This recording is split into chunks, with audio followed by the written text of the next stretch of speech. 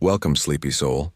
I'm your storyteller tonight, here to help you drift into deep, peaceful sleep. Before we begin, don't forget to like the video and subscribe for more bedtime stories. Let me know in the comments where you're watching from and what time it is. And if there's a story you'd like to hear next, I'd love to know that too. I didn't wake up that morning thinking something terrible was going to happen. It was one of those gray December mornings where the cold doesn't slap you in the face right away. It just settles into your bones and stays there. The kind of cold that makes the house creak a little louder, makes the coffee taste more important, makes everything feel heavier. My name is Rowan Hale, and that winter, my life had been reduced to routines. Wake up before my daughter. Make coffee I barely tasted. Scroll job listings I'd already applied to. Try not to think about how I was 31 years old, unemployed, sleeping in my childhood bedroom again. Most mornings I sat on the edge of the bed and listened to my daughter breathe. That sound, soft, uneven, innocent, was the only proof I needed that leaving had been the right choice. My wife and I weren't living together anymore. I usually told people that and left it at that. It sounded cleaner, less ugly. The truth was harder to explain, especially when you're a man and people expect a certain narrative. She hadn't always been like that. When we first had our daughter Lennox, things were good. Tired, chaotic, stressful, but good. Somewhere along the line, though, something in her snapped. Her patience vanished. Her temper sharpened. And slowly, without either of us really noticing at first, most of that anger started landing on a baby who didn't understand words yet but understood tone just fine. Yelling, slamming doors, calling an 18-month-old too much. The night I left, Lennox had started crying in her crib, and instead of comforting her, my wife screamed, "Shut up," loud enough to make Lennox sob harder. That was it. I packed what I could in silence and drove to my mom's place. CPS had been involved already, police too. That morning, they'd been by again, asking questions, writing notes, telling me I was doing the right thing. It didn't feel like it. It felt like failure. Around 3:30 p.m., Lennox woke up from her nap, rubbing her eyes and babbling nonsense at the ceiling fan. "Hey, Peanut," I said, lifting her up. "You hungry?" She pointed toward the door and said, "Go." That was her word for everything. Go outside, go car, go store. The grocery store was 3 blocks away, a small, older place called Northway Market. Locals shopped there because it was cheap and close, not because it was nice. I figured we'd be in and out. I was wrong. By the time we stepped inside, the air smelled like stale bread and cleaning chemicals. The floor tiles were chipped in places and half the sale signs were handwritten with a Sharpie. I let Lennox walk, holding her hand. She hated carts, couldn't sit still. Letting her walk made her happy, and honestly, it made me feel like maybe I was doing something right. She waved at everyone. "Hi," she chirped, her voice squeaky and proud. Some people smiled. Some waved back. A few stopped to say things like, "She's adorable," or, "That age goes by fast." I smiled every time. We grabbed flour, sugar, cheap noodles. I remembered the milk last minute and cursed quietly to myself when I realized my arms were already full. I didn't grab a basket. That mistake replayed in my head later more times than I could count. As we neared the front, Lennox kept stopping, touching boxes, squatting down to inspect bright labels like they were treasure. "Come on, kiddo," I said gently. "Let's keep moving." She took 2 steps, stopped again. I was tired, stressed, but I didn't raise my voice. I never did with her. Not after everything. The customer service desk was also Register 1. It was open, but the clerk was dealing with a return. We waited. I crouched beside Lennox and started clapping. Patty cake," she laughed, completely off rhythm, waving at a man walking by. "Hi." He smiled awkwardly and kept walking. I didn't notice anyone watching us. Not yet. The clerk finally turned. "I can help you now." "Thanks," I said. I told Lennox to hold my hand. She did. I turned to pull my wallet out. I let go for maybe 3 seconds. That's when everything broke. At first, my brain refused to accept what my eyes were seeing. It was like watching something through thick glass, muted, distant, unreal. I turned back toward Lennox just in time to see a stranger's arms closing around her middle.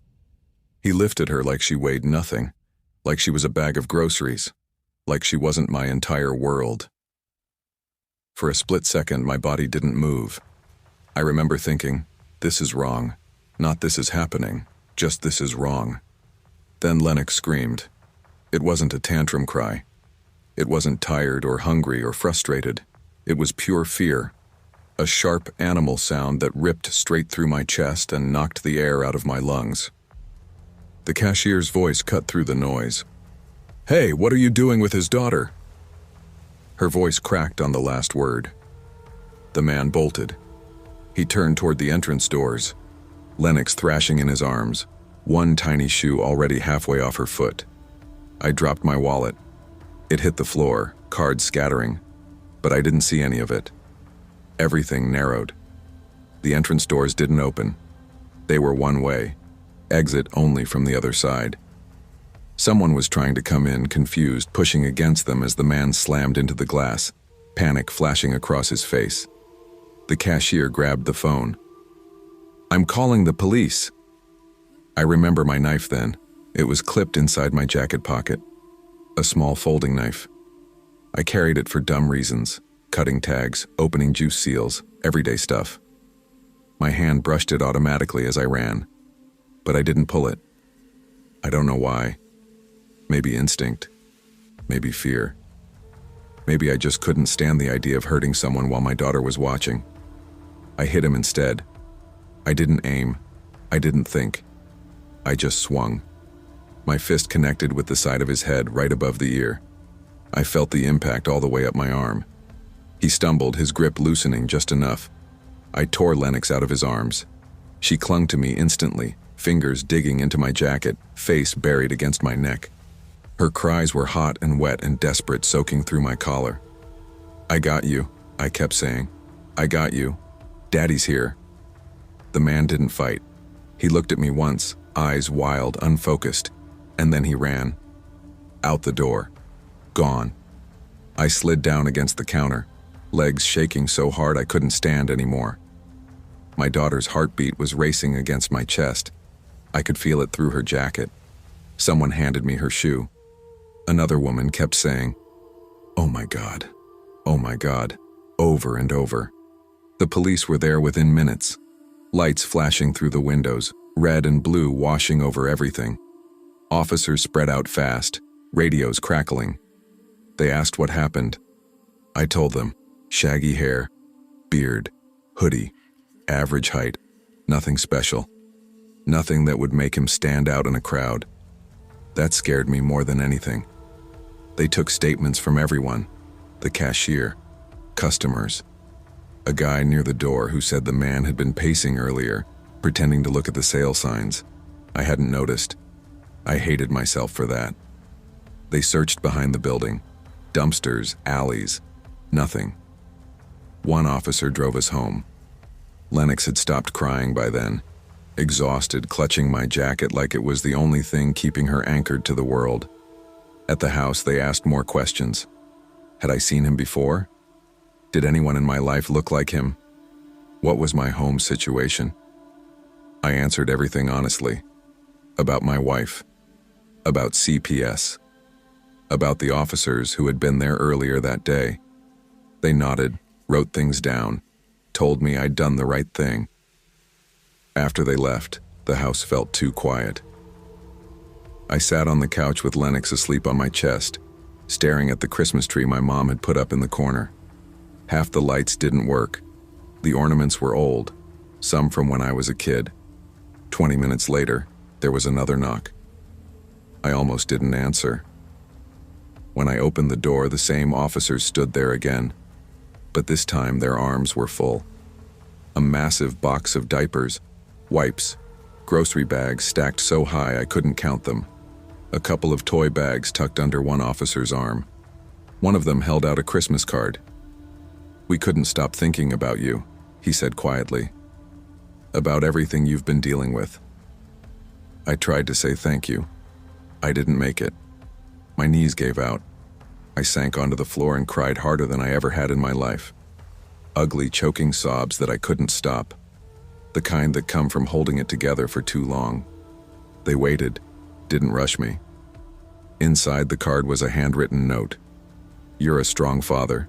Your daughter is lucky to have you." There was cash tucked inside too. I didn't use it on myself. I bought my mom extra Christmas presents. Bought Lennox a toy kitchen she'd been pointing at every time we passed the aisle in the store. On Christmas morning, she ripped the wrapping paper with wild excitement, laughing like nothing bad had ever happened.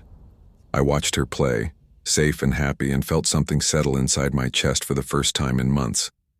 I don't know who that man was. I don't know if they ever caught him. But I know this. Every time Lennox waves at a stranger now, I stand a little closer. Every time she laughs in a store, I keep my hand within reach. And every Christmas, I remember that sometimes the world shows you exactly what matters, even if it scares the hell out of you first.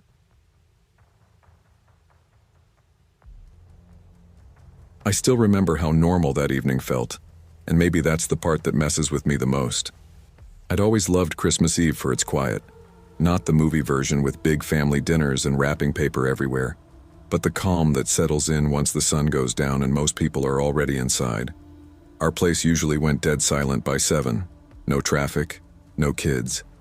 Just the hum of heaters kicking on and off and the occasional bark from a dog somewhere down the road. We lived in a small rental on a dead-end street just outside a town called Ridgewood Flats. One of those semi-rural pockets where houses are spread far enough apart that you don't casually bump into neighbors. It wasn't the middle of nowhere, but it wasn't suburbia either. A few ranch-style homes, a couple old trailers, and a lot of trees. The kind of place where headlights at night actually meant something. I was on the couch with my fiancé, Caleb, both of us half distracted, half relaxed. The cable had gone out about 20 minutes earlier, and we were troubleshooting it the lazy way. Unplugging things, plugging them back in, Googling the modem model number, arguing quietly about whether the outage was definitely weather-related or just the cable company being useless again. The living room lights were dim. We only had the small lamp on by the window, the one with the warm yellow bulb we never replaced because it made the room feel softer. The TV was dark, reflecting the room back at us like a mirror. Our front door sat directly across from the couch, with a big oval-shaped glass window in the center. On either side of the living room were 2 large windows that faced the driveway and street.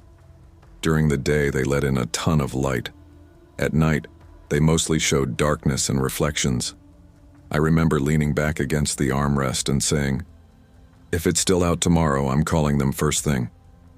Caleb snorted. "Good luck. They'll say it's on our end somehow." I was smiling when it happened. The sound came out of nowhere, tires screaming against gravel way too fast for a driveway that short. The engine revved hard, then cut abruptly. Headlights washed over the living room walls.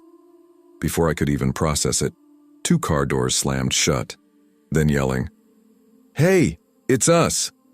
The voices were loud, aggressive, and way too close. My first reaction was irritation. My stomach tightened the way it always did when someone showed up unannounced. "Oh my God," I muttered. "Please don't tell me that's your cousin." I turned my head toward Caleb to roll my eyes, and he was already standing. Not slowly, not confused. He moved like something had snapped him into place. In 2 steps, he was down the hallway toward the back bedroom. That's when the unease hit me. Caleb didn't spook easily. He wasn't jumpy. He wasn't dramatic. If anything, he tended to underestimate situations. The fact that he didn't even look back at me before disappearing down the hall made my chest go cold. The yelling outside got louder. "Open the door." I heard boots on the porch, heavy steps. One set, then another. Something thudded against glass. I turned toward the window on my left, just in time to see a face pressed close to it. A man. Late 30s, maybe. Scruffy beard. Wide eyes. His breath fogged the glass as he stared straight at me like he could see through the reflection. He lifted his hand and banged on the window. Hard. Behind him, another man was yanking on the front door handle, peering through the oval glass, cupping his hands around his eyes to block the glare from inside. "Let us in," he shouted. "Come on." This wasn't friendly. Not drunken lost friendly. Not wrong address awkward.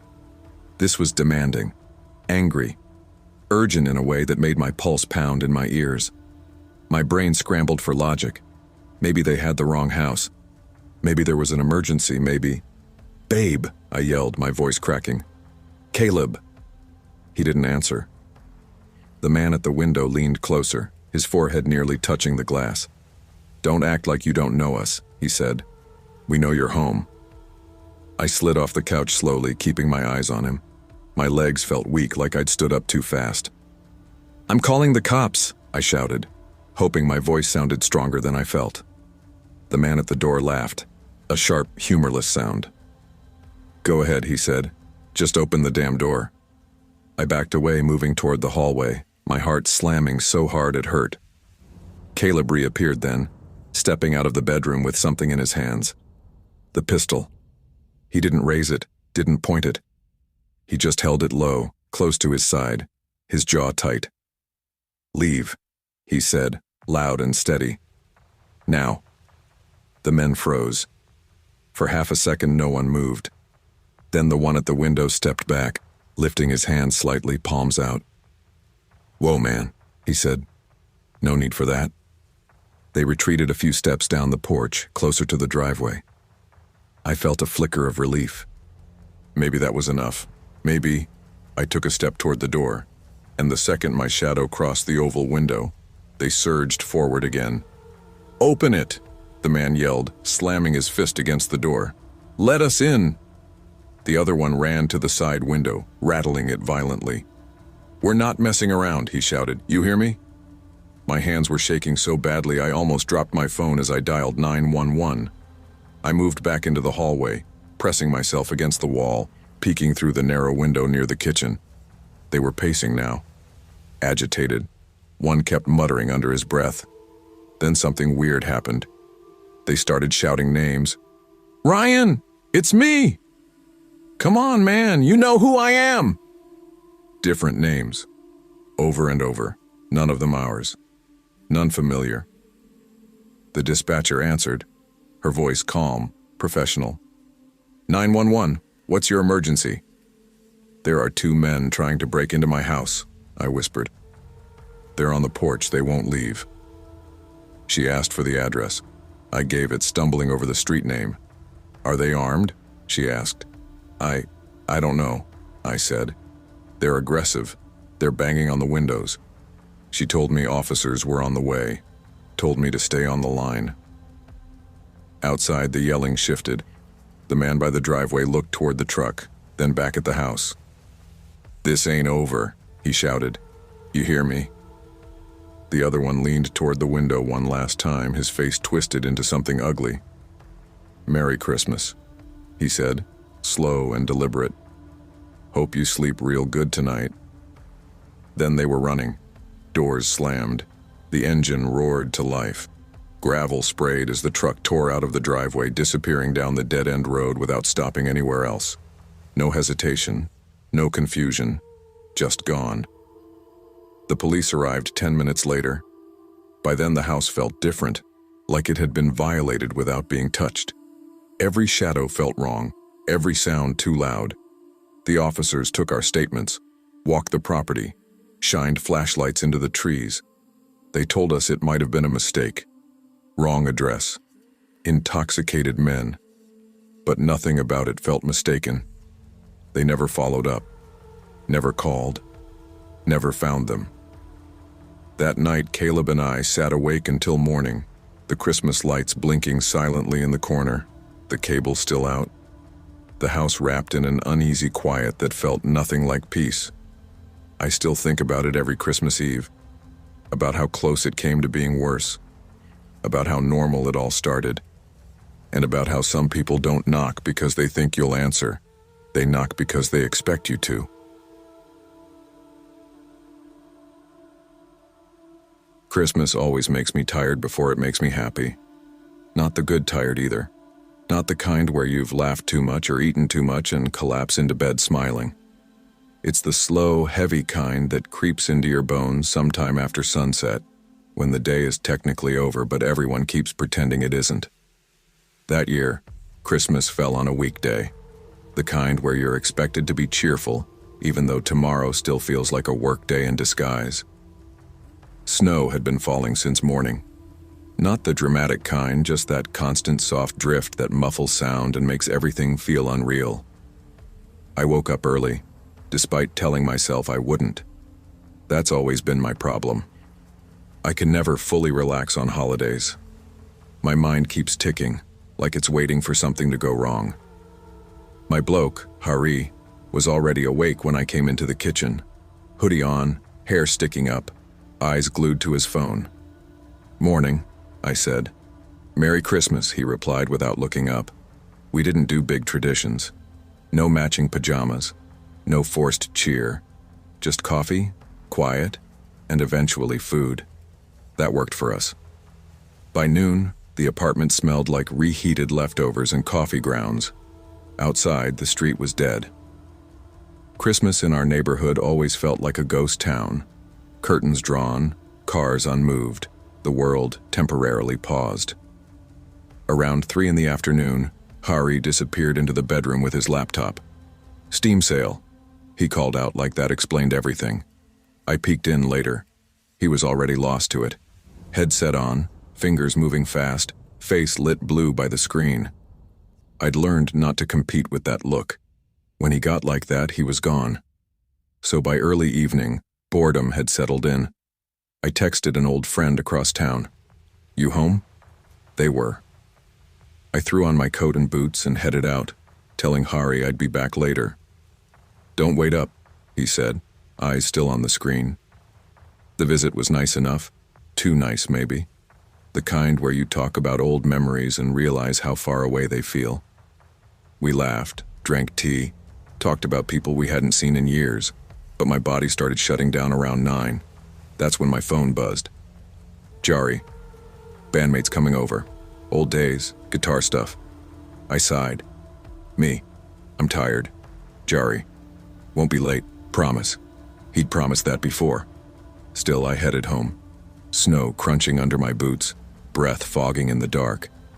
The streetlights cast long shadows across untouched snow, everything quiet in that eerie holiday way. When I unlocked the door, I heard voices. Not loud, just there. The smell hit me immediately. Cognac. Strong. Sweet. Sharp. Inside, 2 strangers sat on the couch. They stood when they saw me. The man was tall, broad-shouldered, with a shaved head and tattoos that looked older than me. The woman was shorter, stockier, hair dyed a deep red that had grown out at the roots. Both wore black like it was armor. Sunglasses indoors. I raised an eyebrow. "This is her," Hari said, grinning. "My better half." The woman smiled wide and stepped forward. "You must be the famous one." I laughed awkwardly. "Depends who you ask." They introduced themselves, names I've changed here because they don't deserve to be remembered the way they really are. Let's call them Vince and Lotta. They shook my hand. Firm, confident, normal. That's the word that sticks with me now. Normal. We talked. Small stuff, music, old shows, places that closed down. Lotta told me about her kids, both grown, both doing their own thing now. Vince cracked jokes, his accent thick but understandable. I joked, half serious, half tired. "I'm heading to bed soon. If you get too loud, I'm kicking you all out." They laughed.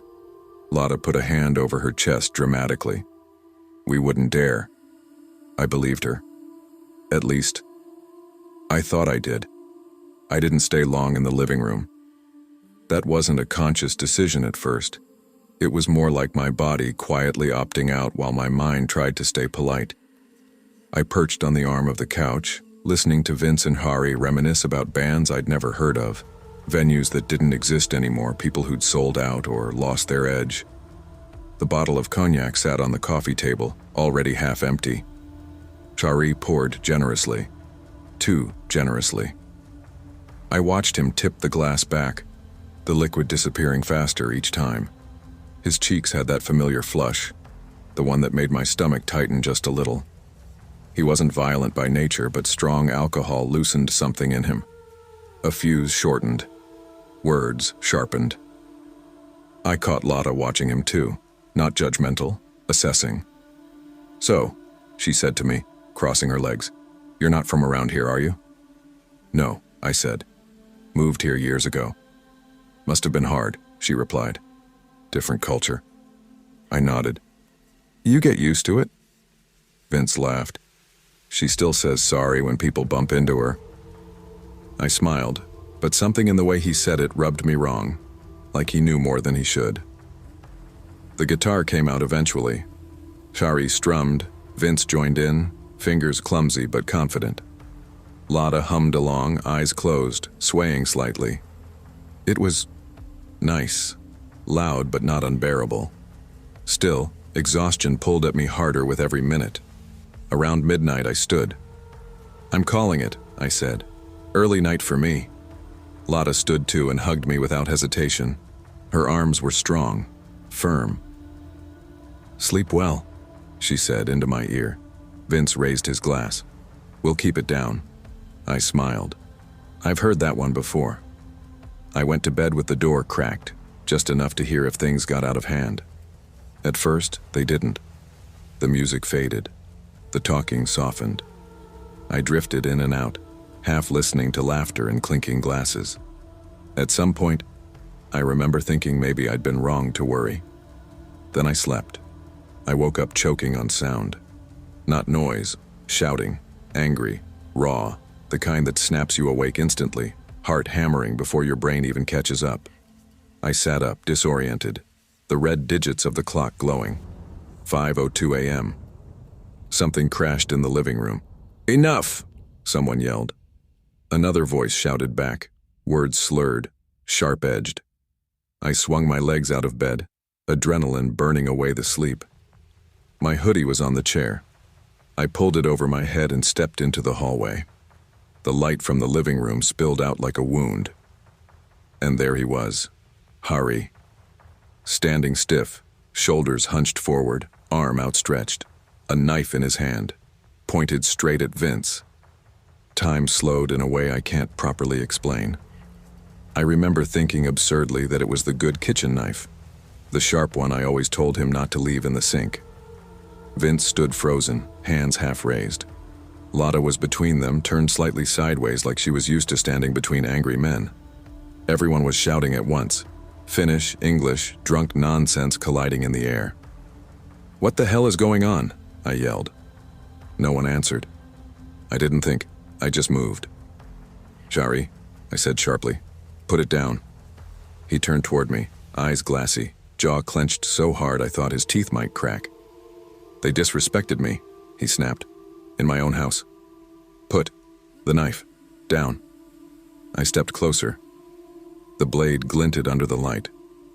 For a second, I genuinely thought he might refuse. Then his grip loosened.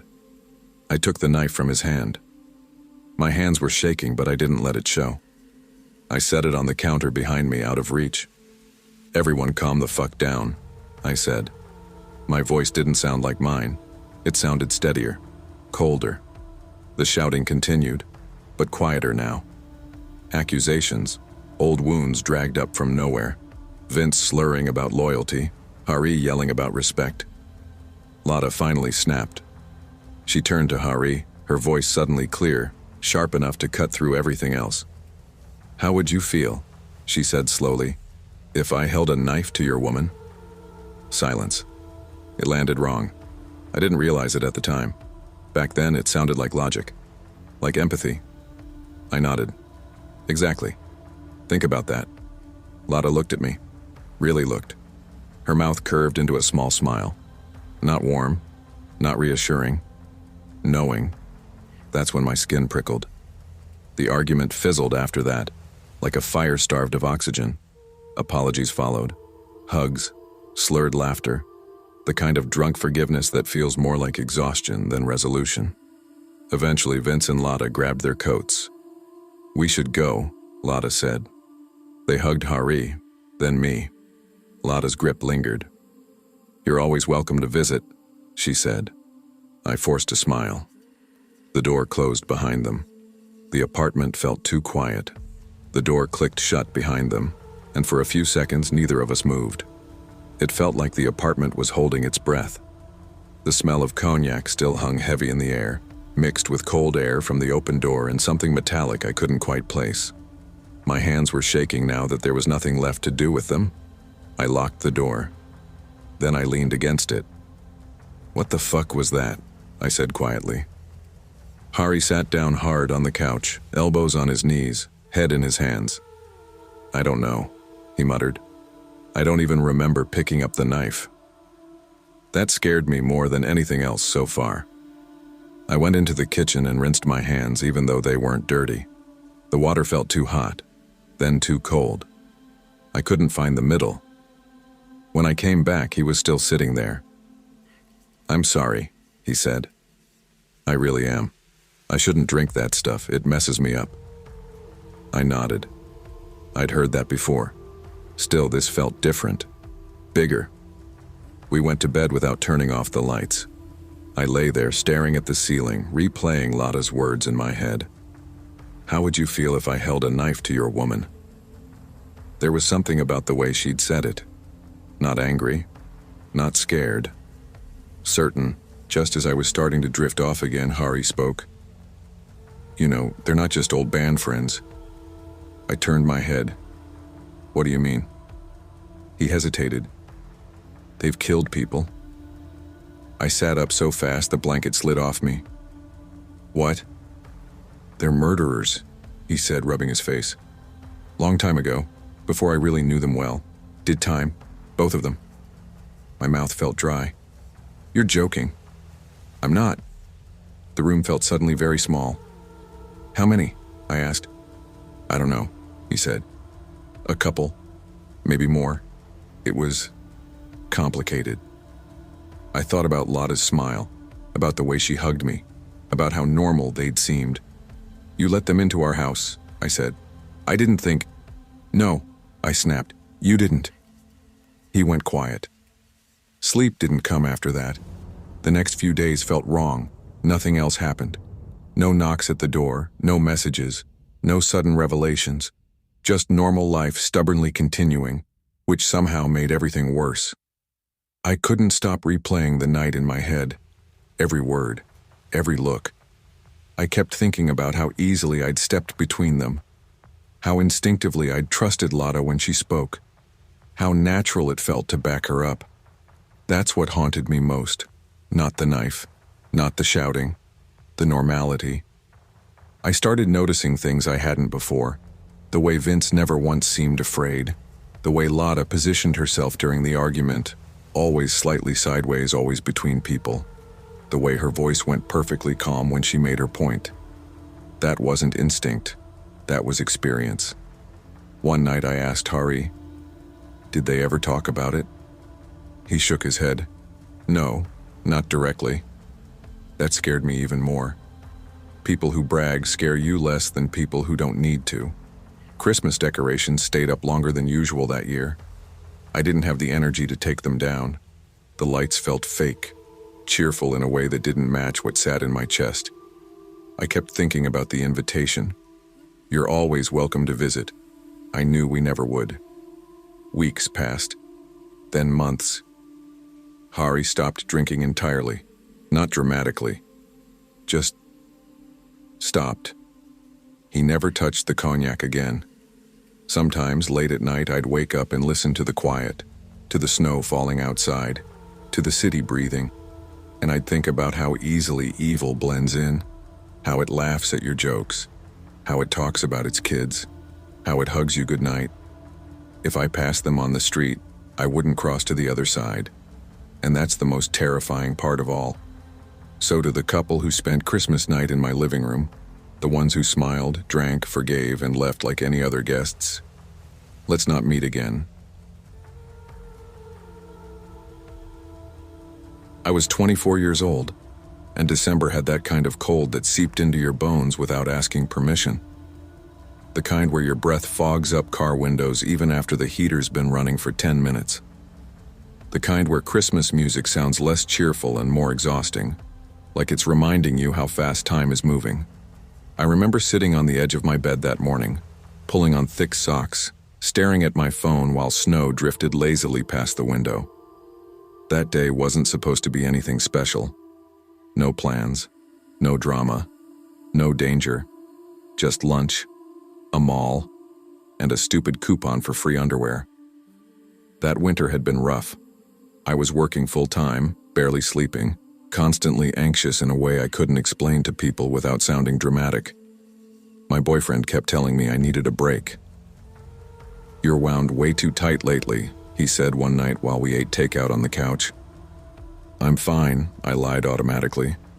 Truth was, I'd grown up learning to be alert. My mom raised me alone, and she believed awareness was survival. Don't walk with headphones in. Always check your back seat. Park under lights. It stuck with me. So when my friend Jessa texted me that morning, "Girls' Day, lunch, mall, we use those coupons before they expire," I said yes without hesitation. I needed normal. Jessa picked me up around noon in her dented silver sedan, Christmas decorations rattling on the dashboard. "You ready to spend money we don't have?" she asked, grinning. "I'm not spending anything," I said. "That's the whole point of free underwear." She laughed. "Sure, that's what everyone says." The roads were busy, snow pushed into dirty piles along the curbs, stores were packed, everyone rushing, everyone distracted. The mall parking lot was chaos. "That spot's not even real," Jessa muttered, as a car squeezed in where no space existed. We finally parked near the entrance, laughing, shivering, pulling coats tight. Nothing felt wrong. Inside Hawthorne Plaza, everything smelled like sugar and pine cleaner. Fake garlands hung from railings. Red bows everywhere. Kids cried. Teenagers loitered. Older couples shuffled slowly, holding shopping bags like trophies. Christmas music echoed off the tile floors. I remember thinking how safe it felt. Public, bright, busy. That false sense of security is dangerous. We grabbed lunch at a small burger place near the food court. Jessa talked nonstop. Her job, her roommate drama, some guy she'd matched with online. I half listened, nodding, sipping my drink. "Okay," she said finally, standing up. "Underwear time." I rolled my eyes. "Let's get it over with." The store glowed pink and gold, exactly like it always did. As we approached, I noticed him. He stood just outside the entrance. Tall, broad, heavy-set in a way that made him seem immovable. He wore a dark hoodie that hung low and baggy jeans. His hands were buried in the front pocket, rocking slowly on his heels. He wasn't looking at the displays, he was staring straight ahead. I slowed without realizing it. "Hey," I murmured. "You see that guy?" Jessa glanced casually. "Yeah, probably waiting for someone. Why?" "I don't know," I said. "Just weird vibe." She shrugged. "You always notice stuff like that." She wasn't wrong. We walked past him and into the store. The warmth hit instantly. Perfume, lace, soft lighting. We joked, compared sizes, complained about prices like it was tradition. "Why does this cost more than my phone bill?" Jessa asked, holding something up. I laughed, relaxed. For a moment, I forgot about the guy outside. We paid, coupon redeemed, victory secured.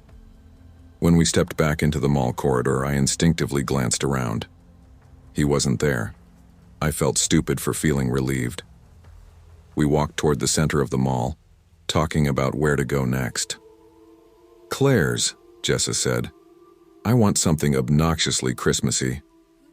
"Of course you do." As we walked, that feeling crept back in, like being watched. I told myself it was nothing. Crowded mall, lots of people, but my shoulders stayed tense. The store was small, bright, walls of glitter and plastic and cheap jewelry.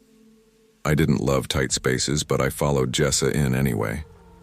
We stopped at one of the rotating racks near the entrance. That's when I noticed movement behind me, a reflection in the mirror. I turned my head slightly. My stomach dropped. It was him, the same man from outside Victoria's Secret, standing too close, way too close. I stepped sideways, pretending to browse. He stepped with me. I shifted again. So did he. Okay, that wasn't accidental. I glanced up at him briefly, just long enough to see his face, blank, heavy-lidded eyes, a faint smile that didn't reach anywhere else. I forced a polite nod. Big mistake. His eyes locked onto mine like something clicked. I felt it immediately, that internal alarm screaming wrong, wrong, wrong. I tried to convince myself I was imagining it. Crowded mall, small store, people move around. It happens. But my body didn't believe that lie. My pulse was loud in my ears, and my shoulders stayed tight like they were bracing for impact. I could feel his presence the way you feel heat off an engine that's been running too long. I bent down slightly to look at a lower rack of earrings, pretending to be interested in tiny plastic candy canes and glittery snowflakes. He moved closer, not brushing past, not squeezing by. Closer. I could see his shoes now. Old sneakers, worn unevenly, toes pointed directly at me. No hesitation, no distraction. I straightened up slowly and glanced at Jessa. She was smiling at something on the wall, completely unaware. I didn't want to cause a scene, didn't want to look dramatic, so I did what women are taught to do. I tried to be polite. I turned my head slightly and gave him a small, awkward smile. Just a courtesy, that's all. The effect was instant. His expression shifted like a switch flipped behind his eyes. His mouth curled upward, not friendly, not shy, tight, controlled. He stared at me without blinking. Too long. My stomach dropped hard. In my head, I heard my older cousin's voice from years ago. Being nice gets you hurt. I broke eye contact and crouched again, pretending to look at the bottom rack. That's when it happened. I saw his hands disappear under the front of his hoodie. At first, I told myself it was nothing. An itch. Adjusting clothes. Normal movement. But then there was a sound. Soft. Rhythmic. A wet, repetitive motion that didn't belong in a store full of children and Christmas decorations. I didn't want to look. But I did. Out of the corner of my eye, I saw the movement under the fabric. Slow. Deliberate. My throat went dry. I felt rooted to the floor, like my legs had forgotten what they were supposed to do. My brain screamed at my body to move, but nothing responded right away. He wasn't looking at me directly. He was staring at the jewelry rack, smiling. And every few seconds, his eyes flicked back toward me, checking, watching, enjoying the fact that I'd noticed. I straightened up abruptly and placed the earrings back on the hook, my hands shaking so badly I nearly dropped them. I turned toward Jessa, my voice barely above a whisper. Jess. She looked at me and immediately frowned. What? There's something wrong, I said. We need to move. She followed my gaze and stiffened. Oh, she said quietly. Oh, hell no. She stepped closer to me, lowering her voice. He's been behind you this whole time? I nodded. He's following you, she said, her tone sharp now. That's not accidental. My heart was pounding so hard it hurt. We moved together toward the back of the store. Not running, not rushing, just walking fast enough to look normal. I could feel him behind us, every step, every shift, like a shadow that refused to break. Jessa leaned in close. Okay, cameras, counter, employees. Yeah, I whispered. Please. We pretended to browse hair accessories, pointing at random items. Oh my God, remember when these were cool? Jessa said loudly, grabbing a sparkly headband. I nodded, forcing a laugh that sounded wrong even to my own ears. Behind us, I felt him stop, then start again, closer. I saw her before she spoke. A young woman behind the counter, probably early 20s, hair pulled back tight, eyes scanning the store like she was trained to do.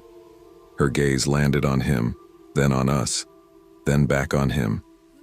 She stepped forward, positioning herself directly between us and him. "Sir," she said calmly, "do you know them?" He didn't answer. His eyes stayed locked on me. "Sir," she repeated, "are they your friends?" Slowly, deliberately, he shook his head. Her jaw tightened. "I need you to leave the store." For a second, I thought he wouldn't. The tension was unbearable. Then he turned and walked out, just like that. My knees went weak the second he crossed the threshold. "Oh my God," Jessa breathed. "Did that just happen?" I nodded, swallowing hard. "Yeah." The sales associate stayed near us. "You okay?" she asked quietly. "I think so," I said. "Thank you." She nodded, but her eyes stayed alert. We stayed near the counter, trying to calm down, trying to convince ourselves it was over, that we were safe. We weren't. A minute passed, then another. I turned toward the front of the store without thinking, and stopped cold. He was there, outside, standing inches from the glass, his nose almost touching the window, his eyes locked on mine. The smile was gone. What replaced it was worse, focused, intent, hungry, like I wasn't a person anymore, like I was something he wanted. I whispered, barely able to breathe, "Jessa, he's still here." She looked. Her face went pale. Oh my God. For a few seconds, neither of us moved. The mall noise faded into the background. Christmas music, chatter, footsteps, all of it drowned out by the sound of my own heartbeat. He didn't blink, didn't shift. Just stood there, inches from the glass, staring straight through me. It felt personal, not random, not confused, intentional. I grabbed Jessa's wrist so hard she hissed. "He's watching me," I whispered. "He's not even pretending anymore." "I know," she said. Her voice was tight. "I see it." The sales associate followed our line of sight and immediately stiffened. "Okay," she said, low and controlled. "Don't leave the store." She picked up the phone behind the counter and turned her back slightly, but I could hear her. "Yeah, this is Claire's by the East Wing. We need security. Now." Relief and fear hit me at the same time. Relief that someone believed us. Fear because I didn't know what would happen next. Those next few minutes felt longer than they should have. The man stayed where he was, tracking every move I made inside the store. When I shifted left, his eyes followed. When I stepped closer to Jessa, his head tilted slightly, like he was recalculating. At one point, he raised his hand and rested it against the glass. Flat. Claiming. I had never seen that look in someone's eyes before. Not anger, not lust. Something colder. Predatory. Jessa leaned in. "He's stalking you," she whispered. "Thanks," I muttered. "That really helps." She squeezed my hand. "We're not leaving you alone. Not for a second." I nodded, barely breathing. Eventually, an older man in a security jacket appeared at the entrance of the store. He looked tired, thin, slightly hunched, like this wasn't the first thing he'd rather not deal with today. "What seems to be the problem?" he asked. The sales associate spoke first. She explained everything. How the man followed us, ignored her questions, wouldn't leave the window. I added details, my voice shaking despite my best effort to keep it steady. The security officer sighed and glanced toward the entrance. The man was gone. He shrugged. "Well," he said, "he's not here now." I stared at him. "That's it?" He spread his hands. "If he comes back, let me know." That was it. No report, no escort, no concern. I felt something crack inside my chest. The sales associate looked furious. She turned to us. "I'll walk you out." We didn't argue. We stuck close to the walls, moving quickly but not running. Every reflection in the glass storefronts made my heart jump. I kept expecting to see him step out from behind a pillar. But we made it to the exit. Cold air hit my face like a slap. The parking lot felt huge and exposed. We speed-walked to my car, jumped inside, and locked the doors immediately. I sat there, hands gripping the steering wheel, staring straight ahead. Jessa exhaled shakily. "What the hell was that?" "I don't know," I said. "But I don't ever want to feel that again." That night I told my boyfriend everything. He was furious. We called mall management, filed a complaint, pushed for answers. They brushed it off. One person suggested the man might have had a disability and had wandered off without supervision. Maybe, maybe not. But I know this. He knew what he was doing. He reacted to questions. He followed deliberately. He targeted, crowded mall, middle of the day, Christmas decorations everywhere. I wasn't alone, and it still happened. I used to think danger announced itself. Dark alleys, empty streets, late nights. I was wrong. Sometimes it happens under fluorescent lights, between glittery earrings and fake snowflakes, while Christmas music plays overhead. Trust your instincts. Don't be polite when you're scared, and never assume you're safe just because you're in public. I was 18 when my idea of safety finally broke. Not cracked, not bent, broken. Before that Christmas, I honestly believed bad things happened to other people. The kind you hear about on the news or read in comment sections late at night. I never thought those stories could crawl into your life quietly, without warning, and sit right outside your bedroom window breathing against the glass. Back then, my world was small in a good way. We lived in a dull, snow-heavy suburb outside Red Willow, Ontario. One of those places where every house looked like it came from the same blueprint, and everyone pretended winter wasn't slowly killing their mood. I'd grown up there. Graduated high school that summer. No big plans yet. Just drifting, figuring myself out. The one constant in my life was my little brother, Noah. He was 11, too smart for his own good, curious, and annoyingly fearless. He followed me everywhere like I was his shadow, instead of the other way around. If I went outside, he was behind me pulling on his boots. If I stayed in, he'd sit on my floor asking questions until my head hurt. Our parents used to joke that we came as a package deal. What they didn't joke about was how protective I was of him. Maybe because I'd always felt like the world was sharper around kids like Noah. Softer people, kinder people. We also had our dog, Briggs. Briggs was a German shepherd. Big chest, thick fur, eyes that missed nothing. He wasn't aggressive, but he was serious, especially around Noah. If Briggs didn't like something, he made it very clear.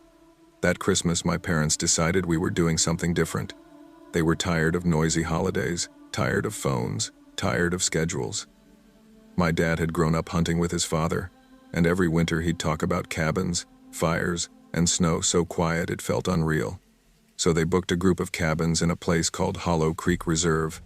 No cell service, no nearby town, just forest, river, and old logging roads that barely stayed plowed. I remember sitting at the kitchen table while Dad explained it, Noah bouncing in his chair. "Are there wolves?" Noah asked. "Probably not," Dad said. "Probably." Noah grinned. Mom shot him a look. "There are deer, and snow, and peace." I didn't say much. Something about it made my stomach tighten, but I ignored it. I didn't want to be the buzzkill. We left Christmas Eve around 2 in the afternoon. Dad's truck was packed tight presents, food coolers, winter gear, firewood, and hunting equipment. Noah and I sat in the back seat, sharing headphones, laughing too loud. Briggs stretched across the floor between us. The farther we drove, the emptier everything became. Gas stations disappeared, houses thinned out, snow thickened. We stopped briefly in Milford, the last place that could barely qualify as a town. Met my aunt and uncle in a grocery store parking lot. They looked rushed, cold, distracted. No one lingered. Dad gave directions, hands waved, engines started. Then it was just trees, tall, dark pines that leaned in too close to the road. Snow piled high on either side like the forest was closing ranks behind us. We reached Hollow Creek just before dusk. The cabins were scattered not neatly, not evenly, just placed wherever the land allowed. One central lodge sat farther back, half hidden by trees. The rest were isolated, each one swallowed by snow and shadow. Our cabin was near the river. The sound of water under ice was constant, low, and unsettling once you noticed it. Inside, the cabin was warm but old. Wood floors creaked. Windows rattled faintly in the wind. The air smelled like pine cleaner and something damp beneath it. Dad started the fire. Mom cooked. Noah and I unpacked. Normal things. Safe things. We played cards. Ate dinner. Opened a couple of early gifts like we always did. Laughed.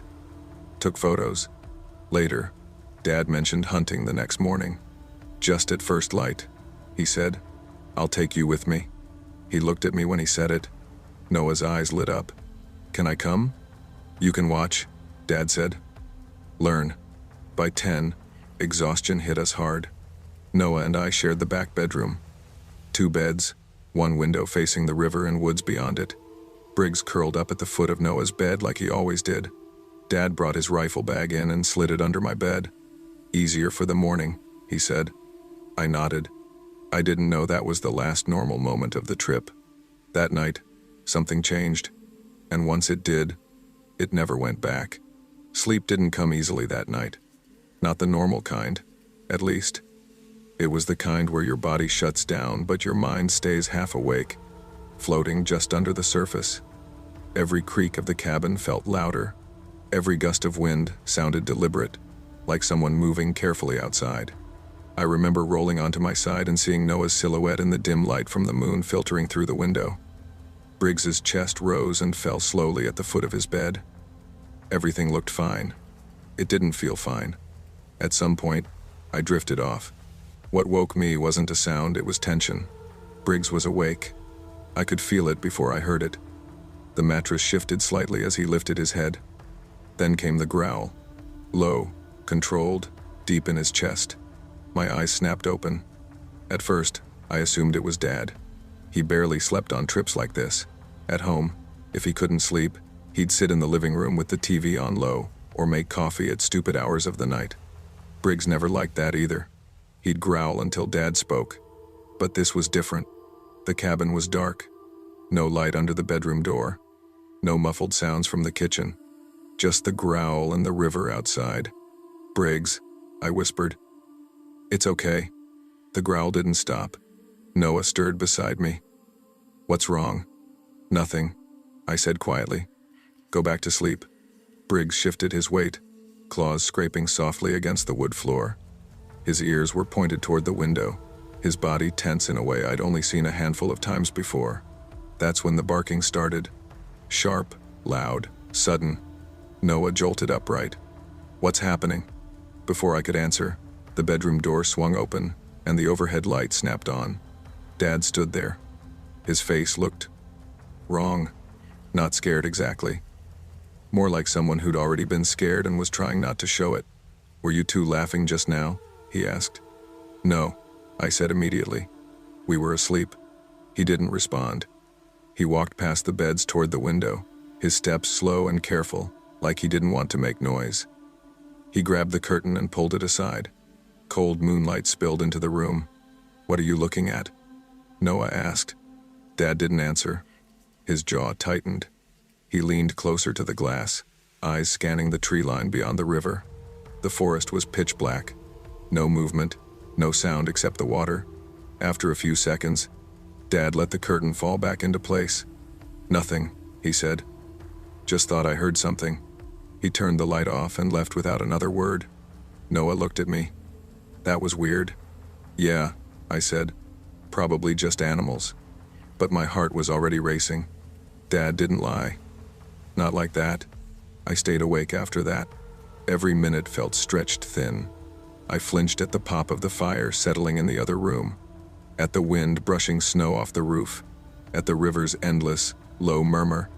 Around 4 maybe later I must have drifted off again, because the next thing I remember was the sound of footsteps. Crunch. Slow. Measured. Not running. Not wandering. Walking. Right outside the window. My entire body went cold. I lay there frozen, barely breathing, listening as the sound stopped directly beneath the glass. Then, tap. Soft. Fingertips. I squeezed my eyes shut. Briggs stood up instantly, a deep snarl tearing out of him. The tapping came again, louder this time. Then the voice. Low, rough, too calm. I know you're awake, little man. Every muscle in my body locked. Noah whimpered softly beside me. Why don't you come outside? The voice whispered. I won't hurt you. That was when instinct took over. I rolled out of bed and reached under it, my fingers wrapping around the cold metal of Dad's rifle. My hands shook so badly I thought I'd drop it. I pulled the curtain back. The man standing there didn't belong anywhere near us. He looked older than I expected, late 50s, maybe early 60s. His hair was long, tangled, clumped together like it hadn't been washed in months. His beard was thick and uneven. Layers of clothing hung off his frame, dirty and worn thin. His face was inches from the glass. His eyes were locked on Noah's bed. Step away from the window, I said, my voice trembling despite my effort to steady it. Now. His head tilted slightly. Then he smiled. It was slow, deliberate. Wrong. Behind me, Briggs erupted, barking louder than I'd ever heard. Teeth bared, body slamming against the door as if he wanted to go straight through it. Lights snapped on. Mom screamed from the hallway. Dad's voice boomed through the cabin. Get away from my house. The man didn't run right away. He leaned closer to the glass, breath fogging it as he chuckled under his breath. Then Dad shouted, Police are on their way. That did it. The man turned and disappeared into the trees. Footsteps crunching fast now. Careless, breaking branches as he went. Sirens came minutes later, red and blue lights slicing through the forest like something unreal. They caught him near the river. Cold, barely coherent, mumbling nursery rhymes under his breath. The police lights made the forest look unreal. Red and blue flickered against the snow, stretching shadows between the trees until it felt like the woods were moving. Officers moved carefully, boots crunching, radios hissing softly. The cabin suddenly felt small, like it could barely hold what had just happened. Mom had her arms wrapped tightly around Noah. He was shaking so hard I could feel it through the mattress when I sat beside him. Briggs stayed pressed against his legs, growling every time someone walked past the window. An officer knocked gently before stepping inside. You're all safe now, he said, voice calm, practiced. We've got him. I didn't feel safe. Not really. Dad stood near the door, hands clenched so tightly his knuckles had gone white. He looked older than he had 12 hours earlier. One of the officers asked me to explain what I'd seen. I did slowly, carefully. The tapping, the voice, where he was standing, where he looked. When I mentioned that he'd been talking to my brother, the officer's expression shifted, just slightly, enough that I noticed. They took statements, checked the windows, walked the perimeter of the cabin with flashlights. One of them quietly asked Dad how long we'd been staying there. First night, Dad said. The officer nodded. He's been around the area for a while. How long is a while? I asked. The officer hesitated. Years. That word settled into my chest like ice. They explained later that the man was homeless. He'd been living off-grid, moving between abandoned hunting shacks and makeshift shelters deeper in the forest.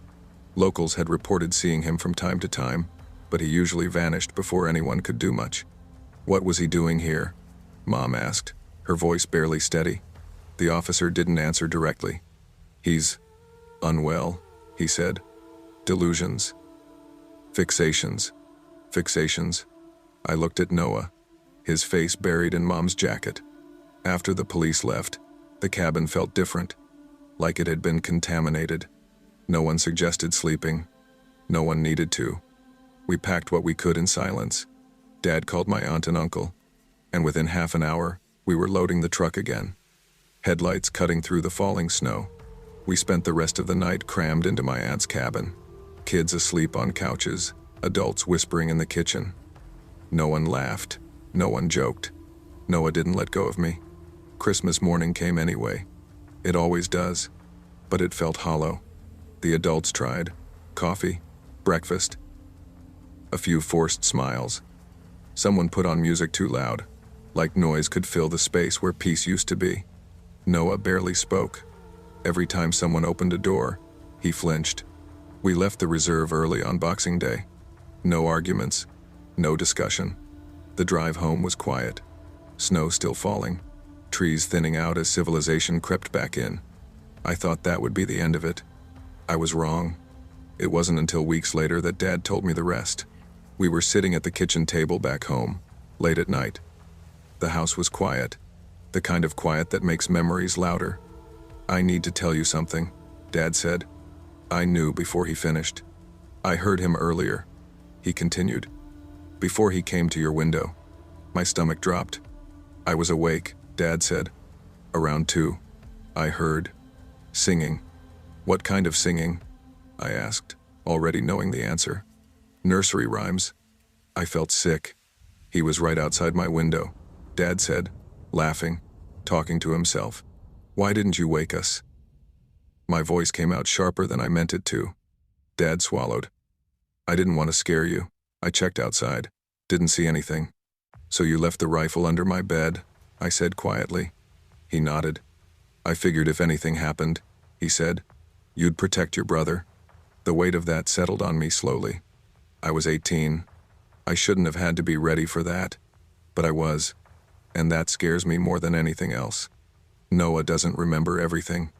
At least, that's what he says. But sometimes, late at night, I hear him lock his bedroom window twice. Sometimes he asks if Briggs can sleep in his room even though he's older now. As for me, I don't like silence anymore. I don't like woods. And every Christmas Eve, no matter where I am, I listen carefully, just in case someone is standing outside, breathing against the glass. People assume fear fades with time, that if nothing bad happens again, your body eventually forgets what it learned that night. That fear is something loud and obvious. Panic attacks, nightmares, screaming awake. For me, it didn't work like that. Fear became quiet. It became habits. I started locking doors without thinking, double-checking windows even in safe neighborhoods. I stopped liking curtains that were too thin. I hated ground-floor bedrooms. When I slept facing the door. And I never slept without knowing where the dog was. Noah changed too, just in subtler ways.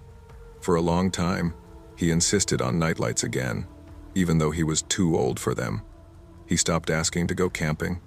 When kids at school talked about scary stories or woods or abandoned places, he went quiet. Once, when he was about 14, he asked me something out of nowhere. "Do you think he remembers us?" I didn't ask who. "I don't think so," I said. That wasn't entirely true. Life moved on the way it always does. School, work, friends, Christmases that felt almost normal again. But every December, when the air turned sharp and the nights stretched longer, that memory came back clearer than anything else. The tapping, the voice, the way his eyes didn't look surprised to see me holding a rifle. A few years after it happened, Dad told me something else. The man hadn't been targeting cabins randomly. He'd been watching families, learning patterns, listening, waiting until he heard children. That knowledge changed the memory from frightening to unbearable. Sometimes I think about how close it was, how a curtain, a dog, a moment of courage changed everything, how easily it could have gone the other way. I don't think of myself as brave. I never did. I just acted because there wasn't time not to. That's the part people don't understand. Real fear doesn't come with a countdown. It doesn't give you time to decide who you want to be. It just asks the question, and waits. Noah is older now, taller than me, stronger, smarter. He doesn't remember the man's face anymore, but he remembers how that night felt. We don't talk about it much. We don't need to. Every Christmas Eve, no matter where we are, we text each other the same thing before bed. "You good?" "Yeah." "You?" "Yeah." And that's enough. Some places don't want families. Some forests remember people longer than people remember them. And some nights follow you for the rest of your life. Not loudly, not violently, but quietly, like footsteps in the snow just outside a window, waiting. I was 7 years old the last year I believed in Santa Claus. I know that sounds like a cliché way to start a story, but when you're a kid growing up in a quiet Midwestern town like Ashford Ridge, Ohio, Christmas isn't just a holiday, it's a whole season. It smells like pine needles and burnt sugar cookies.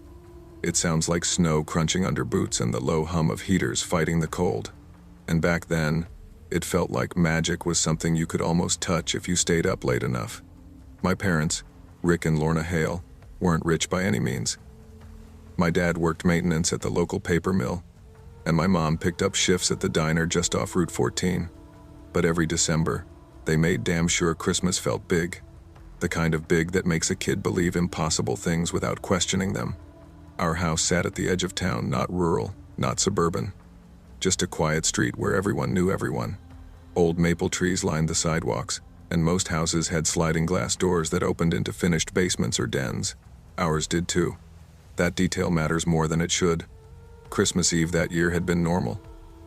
Almost boring. My mom made meatloaf. My dad drank one too many beers and watched a rerun of A Christmas Story. And I fell asleep on the couch clutching a worn-out stuffed dog named Ranger. At some point, my dad carried me upstairs and tucked me into bed. That's the last normal thing I remember. I woke up because my mouth felt like sandpaper.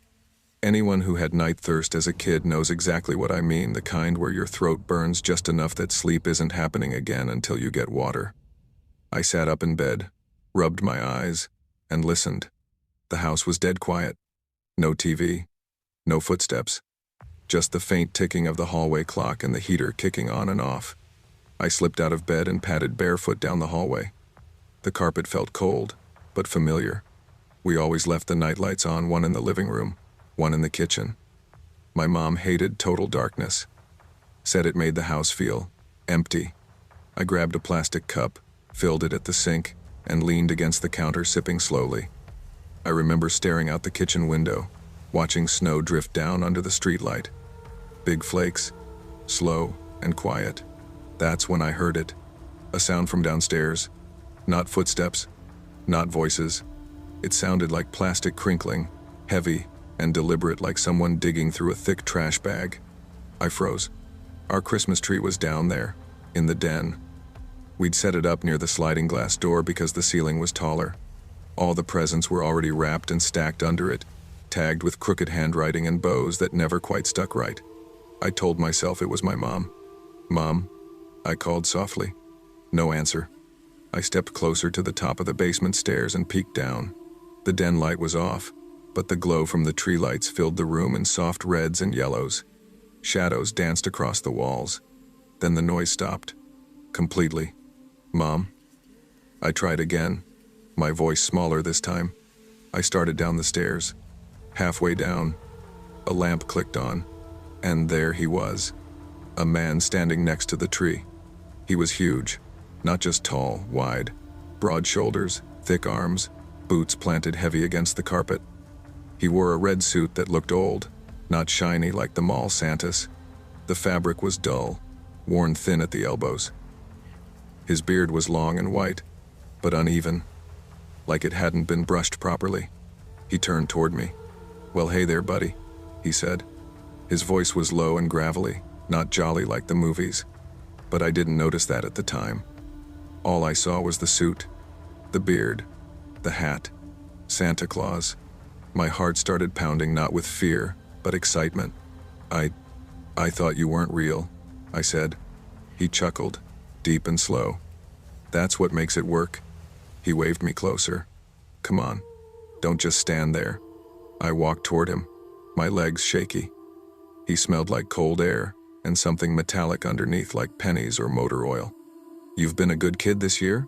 he asked. I nodded hard. "Mostly." He laughed again and patted my head. His hand was rough, calloused. "I'm just finishing up," he said, gesturing to a large black bag leaning against the couch. It was stuffed full, bulging at the seams. I tried to peek inside. "Hey now," he said sharply, pulling the bag away. "No peeking. Ruins the surprise." I noticed then that some of the presents under the tree were already gone. That should have scared me, but I was 7. He leaned down close and whispered, "You need to head back to bed now. Grown-up Santa business." "I want to watch," I said. His smile faded just for a second. "No," he said, firmer. "You need to go." He placed a hand on my shoulder and gently but insistently steered me toward the stairs. "Which room's yours?" he asked. "The blue one," I said. "Good. Up you go. Quiet feet." I climbed the stairs, glancing back once. He was watching me, still smiling. The living room nightlight clicked off as I reached the top. The house plunged into darkness, except for the faint glow of my bedroom door. I closed it and crawled into bed, my heart racing. I barely had time to pull the blankets up when, bang, a loud crash echoed through the house. Glass, metal, something breaking hard. I squeezed my eyes shut and told myself Santa was leaving. Morning came fast. Too fast. I woke to screaming. My mom's voice panicked, sharp, raw. I ran downstairs barefoot, skidding to a stop at the den doorway. The tree was still there, but everything else was wrong. The presents were gone. Every single one. The sliding glass door wasn't shattered, it was off its track, slammed inward so hard the frame was bent. Snow had blown inside, melting into the carpet. My dad stood there, pale, phone pressed to his ear. "I saw Santa," I said. The room went silent. Both my parents turned to me. "What did you say?" My mom whispered. I told them everything. The man, the bag, the whispering. My dad's face hardened. He turned away and spoke quietly into the phone. Later, years later, he told me the operator said 2 other families had called that morning. Same story. A man dressed as Santa. Sliding doors. Empty trees. That was the year my parents told me the truth. Not just about Santa, but about locks, about strangers, about how sometimes monsters don't hide under beds. Sometimes they wear red suits and wait for kids to believe.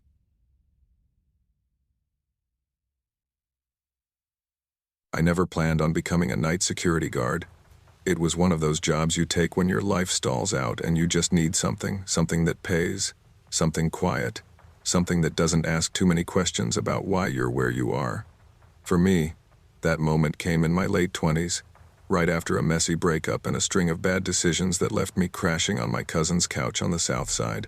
I told myself it was temporary, just until I got back on my feet. That's how I ended up working graveyard security at Northgate Galleria, a massive indoor mall sitting just outside the city limits. Not downtown Chicago, but close enough that the place still felt heavy at night. Too big, too empty. The kind of building that echoes even when you whisper. Most nights were painfully uneventful. Walk the halls, check the doors, log the cameras, drink bad coffee and count the minutes. Honestly, the worst part wasn't the job, it was the hours.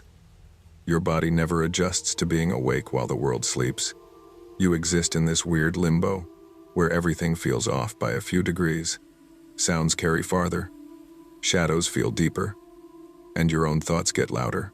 By December, I'd been there almost a year. Christmas Eve landed on a Tuesday that year. I remember staring at the schedule board earlier that week, hoping stupidly that maybe they'd give me the night off. They didn't. Seniority rules. And I was still low man on the ladder. So while everyone else was home wrapping gifts or drinking eggnog or arguing with family, I clocked in at 10:58 p.m., clipped my radio to my belt, and stepped into a mall that felt like a mausoleum dressed up for the holidays. The decorations were still up. Of course, that was the strangest part. Fake snow garlands hung from railings, oversized ornaments dangled above the walkways, and right in the center court stood a massive Christmas tree easily 30 feet tall, lit up like it was noon instead of almost midnight.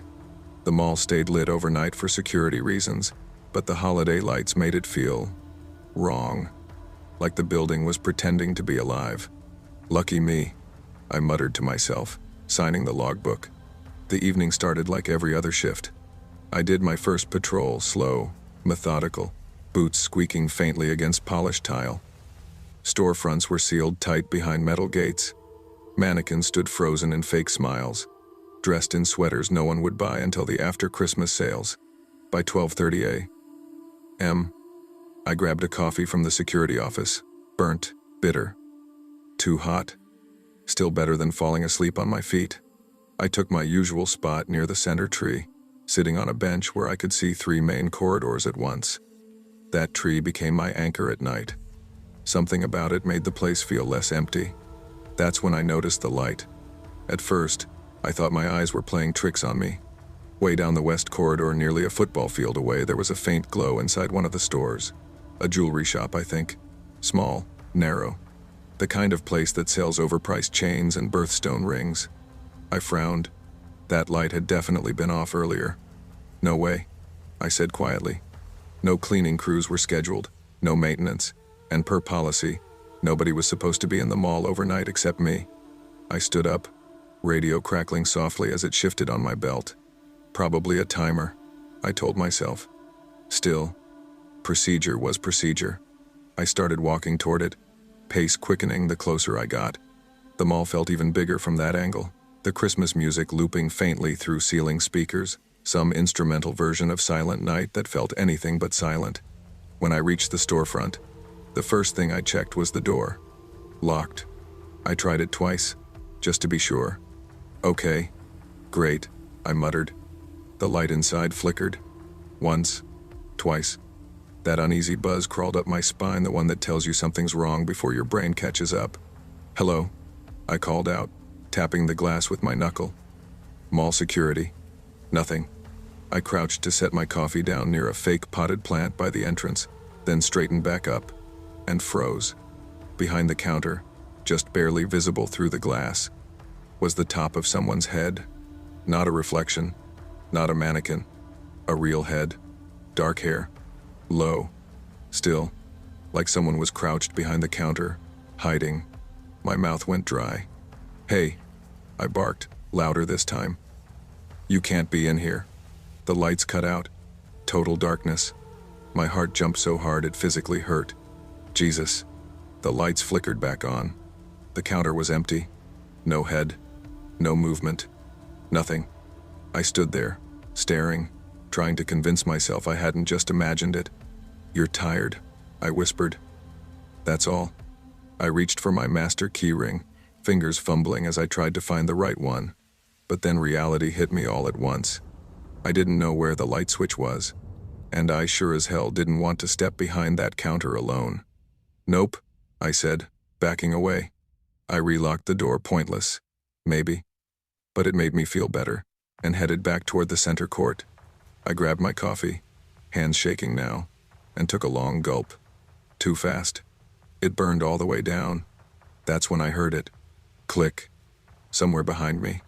Then, bang. It echoed down the corridor like a gunshot.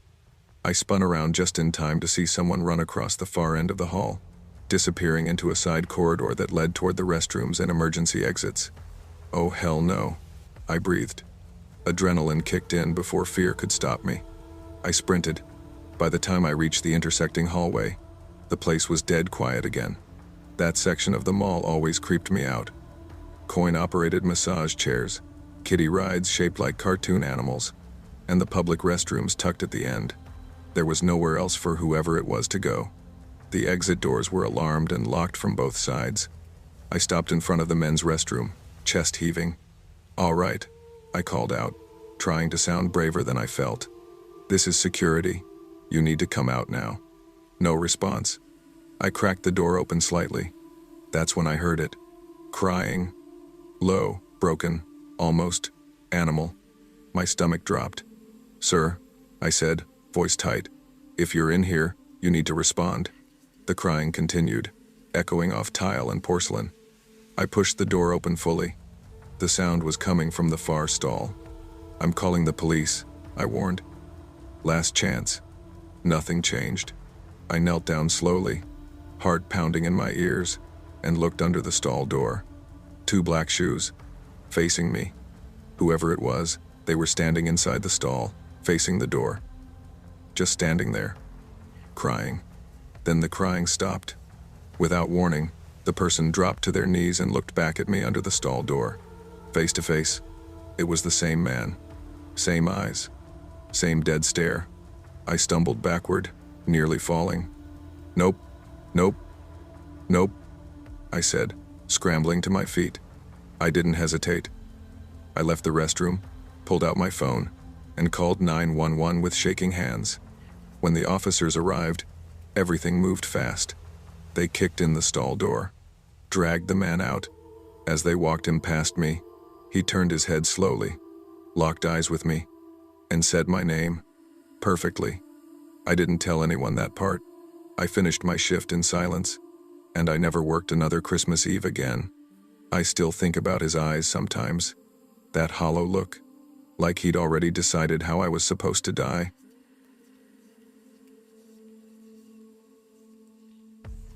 I've never been big on traditions, but there was one thing I never broke, not once. Not since I was a kid. Every Christmas Eve, I went to Evan's house. Didn't matter how old we got. Didn't matter where life took us the rest of the year. Christmas Eve was ours. Board games, stupid arguments, too much junk food, his mom insisting we eat more even when we couldn't, and that quiet, heavy feeling that always comes around midnight when the world feels paused. We grew up in a rural part of northern Pennsylvania. The kind of place where towns blur into forests and roads don't have names, just bends you remember. Evan lived about 15 minutes from me, deeper into the woods. No streetlights, no cell service in spots, just trees, cabins, and the occasional mailbox half buried in snow. By the time this happened, we were both in our mid-20s, old enough to have jobs, stress, and stories we didn't tell our parents anymore, but still young enough that Christmas Eve felt like a reset button. That year had been rough, real rough. I'd just gotten out of a long relationship that ended ugly. Evan had been working double shifts at the mill, saving up to move out. We didn't talk about that stuff much that night. Christmas Eve was our escape. You leave your problems at the door. Snow had been falling since early afternoon. Not a blizzard, just that steady, quiet kind that makes everything feel muffled. By 10 o'clock, the yard was white, and the trees looked like they were holding their breath. "Man, I'm telling you," Evan said, cracking open another beer. "This is the last year we're doing this sober." I laughed. "You say that every year." "Yeah, but this time I mean it." We were sitting on the floor, backs against the couch, a half-finished game spread out between us. His dad had already gone to bed. His mom had fallen asleep in the recliner with a Hallmark movie still playing softly in the background. By 11:30, I knew I shouldn't drive. Not wasted. Just enough that I didn't trust myself on icy back roads. "I'll call a ride," I said, pulling out my phone. Evan shook his head immediately. "Nah, no way. It's Christmas Eve, man. I got you." "You sure?" He grabbed his keys. "I drive these roads half asleep. You'll be fine." I hesitated just for a second. I wish I'd listened to that feeling. The truck heater took forever to warm up. Snow crunched under the tires as we pulled out of the driveway. The radio barely came through static and half a country song cutting in and out. The road was narrow. 2 lanes. No shoulder. Trees pressed in on both sides like walls. The snow reflected just enough light from the headlights to make the darkness beyond them feel thicker. Neither of us talked much. Not awkward, just calm. "You remember when we used to sled down Miller's Hill?" Evan said suddenly.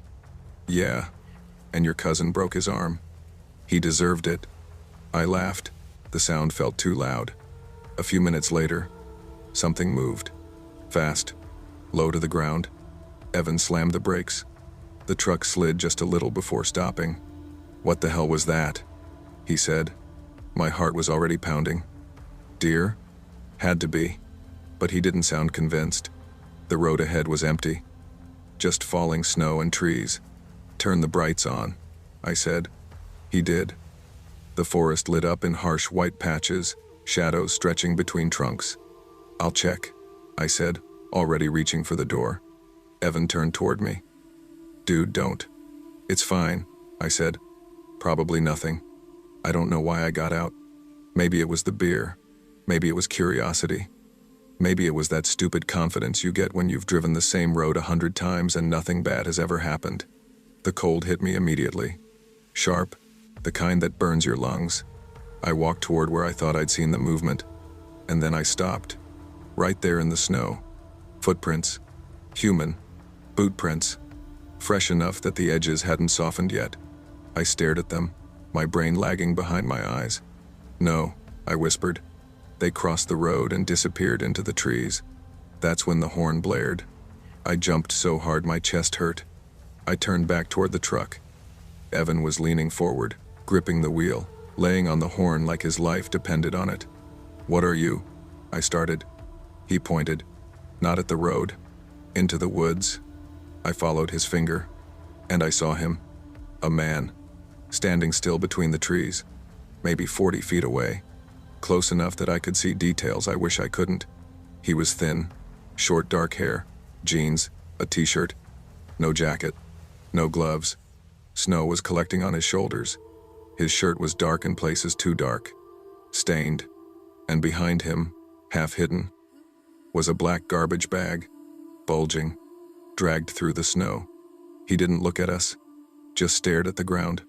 I ran back to the truck and slammed the door. "Go," I said. "Go." Evan didn't argue. As we drove past, the man didn't move, didn't chase us, didn't look up. He just stood there, like we weren't even real. We didn't talk until we reached my house. Evan shut the engine off and just sat there, breathing hard. "I thought he was coming toward you," he finally said. "What?" "When you were out there," Evan said, voice shaking now. "He was moving. Slow. Straight at you." My stomach dropped. "That's why I hit the horn," he continued. And he just froze. We called the police. Told them everything. They searched. They found nothing. No man. No bag. No footprints. The snow had erased it all. Evan stayed the night. Neither of us slept. To this day, we don't use that road after dark. Some traditions aren't worth keeping. I didn't expect the fear to stick around. That's the thing people don't tell you about moments like that. You assume once it's over, once you're home, once the doors are locked, once the police leave, it'll fade. You'll chalk it up to adrenaline or coincidence or bad timing. But fear doesn't work like that. Fear settles in. That night, Evan slept on the couch downstairs. My parents were already asleep, unaware that anything unusual had happened. I didn't wake them. I don't know why. Maybe part of me didn't want to make it real by saying it out loud. I stayed in my room, staring at the ceiling, listening to the house settle and the wind push snow against the siding. Every sound felt wrong. At some point around 3 in the morning, I heard footsteps outside. I sat up instantly. I held my breath and listened. Nothing. Just the furnace kicking on. I didn't sleep at all. The police called the next afternoon. They said they canvassed the area again once the snow stopped. Checked nearby cabins. Talked to a couple of locals who lived off that road. No missing persons reports. No disturbances. No signs anyone had been there. One officer paused before hanging up. "Probably someone cutting through private land," he said. "Could have been dumping trash." Trash. I didn't argue. I knew what trash bags looked like. Evan and I didn't talk about it much after that. Not because we didn't want to, but because every time we started, the conversation died in the same place. The clothes. Neither of us could get past that. Who wears a t-shirt in that cold? And why stand still when someone drives past? Weeks went by. Life moved on. Work, bills. Snow turned to slush and then disappeared entirely. But the road stayed empty. Too empty. One night in February, Evan called me. "Hey," he said, "you ever look up police reports?" "For what?" "There was a guy arrested 2 counties over," he said. "Domestic thing. Took them days to find him." My grip tightened around the phone. "Why are you telling me this?" "They said he hid in the woods for almost a week," Evan continued. "In winter." I didn't respond. "Guy was wearing jeans and a t-shirt when they found him," Evan added quietly. Silence hung between us. "Doesn't mean it was him," I finally said. "I know," Evan replied. "But I don't think I'll ever not think about it." Neither would I. The last time I went down that road was the following Christmas. I didn't mean to. Detour. Construction. GPS reroute. It was early evening. Still light out. Snow had just started falling again. As I drove, I felt it, that familiar tightening in my chest. The bend in the road came into view. The exact spot. I slowed without realizing it. And there, just off the shoulder, half buried in snow, was something black. A torn garbage bag. Empty. Split open. Like it had been dragged. I didn't stop. I didn't look twice. I just drove. Some things don't want to be remembered, and some roads remember you.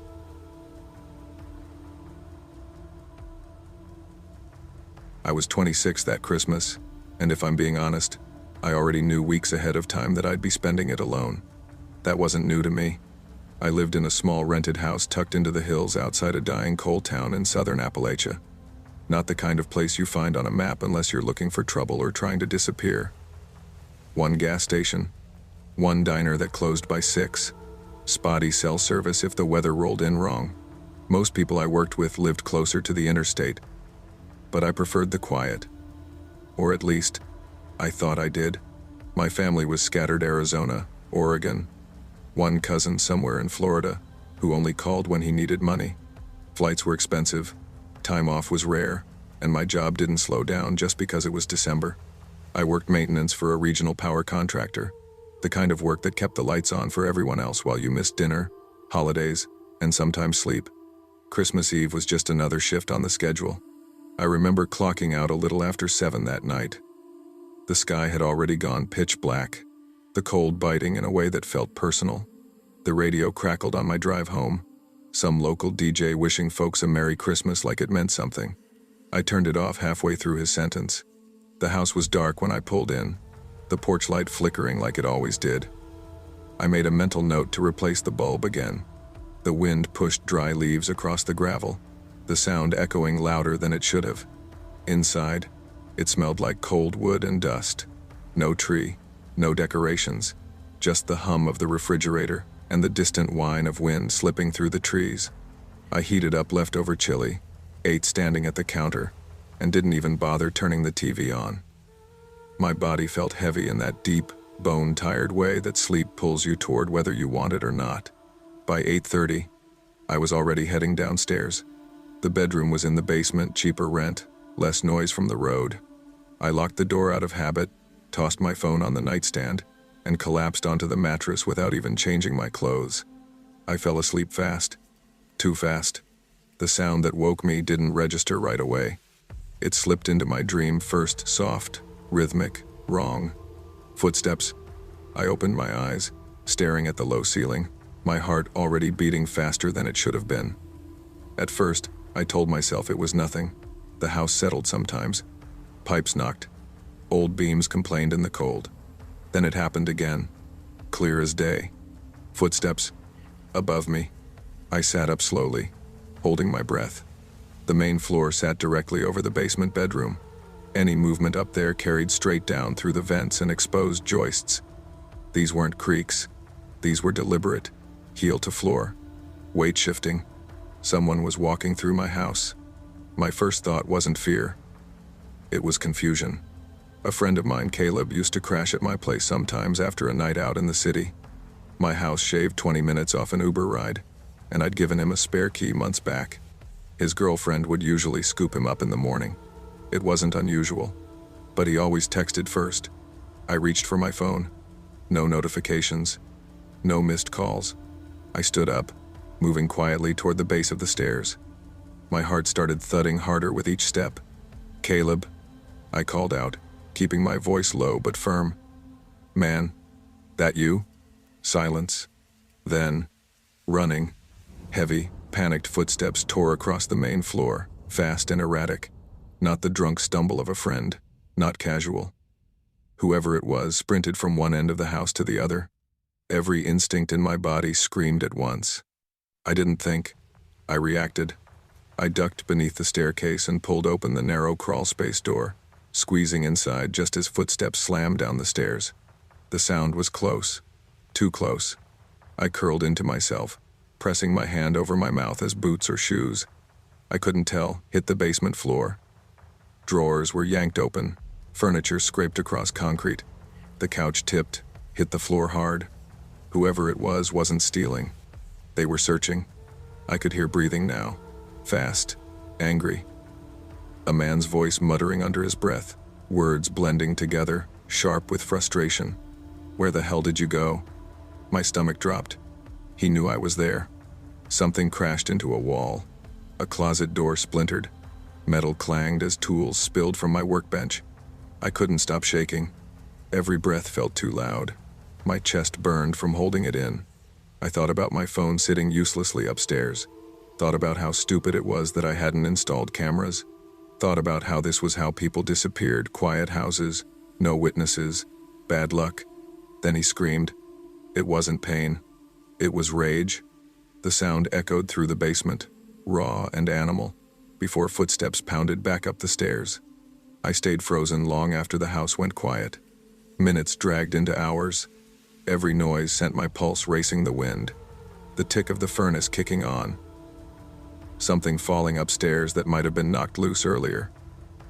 I didn't move until the silence stretched long enough to feel unreal. When I finally crawled out, my legs nearly gave out under me. The basement looked like a storm had hit it. Nothing stolen. Nothing carefully searched. Just chaos. Desperation. I grabbed my phone, hands shaking so badly I nearly dropped it, and locked myself back into the crawl space before dialing 911. The operator's voice grounded me. "Stay where you are," she said calmly. "Officers are on the way." Those 20 minutes felt longer than the rest of the night combined. When the police finally arrived, I came out slowly, hands raised, my voice barely steady enough to explain what happened. They swept the house top to bottom. No one was there. The backsliding door stood half open, glass warped where it had been pried. Nothing was taken. One officer shook his head quietly. "You're lucky," he said. "Whoever this was, they weren't here for your stuff." I didn't sleep in that house again that night, or ever quite the same way after. I stayed there another year. Nothing else happened. No break-ins, no signs, no answers. But every Christmas Eve after that, when the house went quiet, I still listened, because I knew what footsteps sounded like, and I knew how close I came to being found. I was 19 the winter I learned how thin the line really is between a normal night and something that follows you forever. I didn't grow up thinking much about danger. My town, Red Hollow, was one of those places people passed through without remembering the name. One main road, a diner that closed too early, a hardware store that doubled as Gossip Central, and a single-screen movie theater that had somehow survived every streaming service and recession thrown at it. Everybody waved. Everybody knew your truck. If something bad happened, it was usually a deer jumping in front of someone's headlights or a drunk uncle ruining Thanksgiving. That sense of safety was stitched into me. It's probably why I took the job at the theater in the first place. I needed money for community college and gas, and the Cedar Ridge Cinema was hiring part-time, minimum wage, free popcorn, flexible hours, easy. I started there the summer after high school and worked my way into being trusted with closing shifts. By December, I'd locked that building up alone more times than I could count. Christmas Eve was always weird, though. People assumed theaters would be packed, but in Red Hollow, Christmas Eve belonged to family dinners, church services, and long drives to relatives' houses. The cinema stayed open out of stubborn tradition more than demand. Management figured even a handful of tickets was better than closing entirely. So when I saw I was scheduled for an 8-hour shift on Christmas Eve, I didn't complain. I knew exactly how it would go: dead quiet, soft hum of the heaters, maybe a couple drifting in after dinner to kill time. Boring, but easy. I remember the drive-in that evening clearly. The sky had that washed-out gray look it gets right before snow, even though nothing ever came down. Christmas lights blinked lazily on porches. I passed the gas station where old men stood around drinking burnt coffee and talking about football. Everything felt normal, comfortable. I even said out loud, "Easy money," as I pulled into the theater lot. Inside, the place smelled like butter and stale soda syrup. The lobby lights were too bright for how empty it was. I clocked in, tied my apron, and took my place behind the counter. For the first few hours, it went exactly how I expected. A couple came in holding hands, arguing quietly about whether they should see the action movie or the rom-com. A dad brought his kid to an animated film and apologized like he was inconveniencing me just by existing. I smiled, tore tickets, refilled popcorn bins, checked my phone when no one was looking. Around 8, my coworker left. She waved and said, "Merry Christmas," like she always did, and told me not to forget to lock the side door. I laughed and said, "I've got it," because I always did. By 9:30, the last movie had started. The lobby was empty. I sat on a stool behind the counter, scrolling through messages from friends posting pictures of ugly sweaters and family dinners. I remember feeling a small sting of loneliness, but nothing heavy. Just one of those quiet moments where you realize you're somewhere else while everyone you know is together. That's when I noticed the car. From the counter, I had a clear view through the big glass windows that faced the parking lot. Most of the lot was empty. Just my beat-up sedan near the front and one other car farther back, near the edge where the lights didn't quite reach. At first, I didn't think anything of it. People did that, sometimes sat in their cars until the previews were almost over. Some folks hated the ads that much. The headlights were on, aimed straight at the building, which made the glass reflect like a mirror. I glanced at the clock.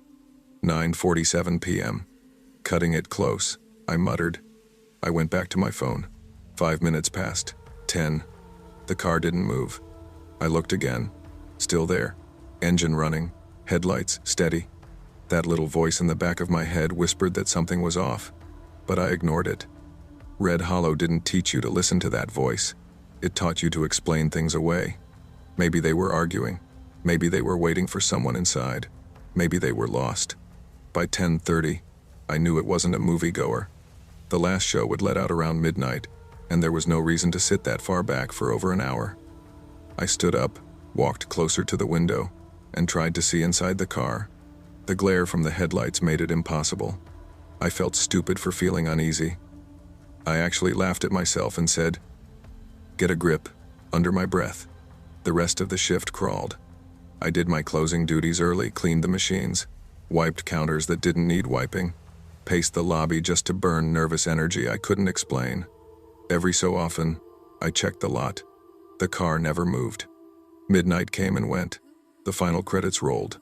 One by one, the last customers filed out, wishing me a Merry Christmas, none of them noticing the knot forming in my chest. When the doors finally closed behind the last person, the building felt cavernous, empty in a way that pressed in on your ears. I locked the side door, turned off hallway lights, and started the shutdown sequence I'd done 100 times. But my eyes kept drifting to the window. The car was still there. Same spot, same angle, same headlights. My palms were sweaty now.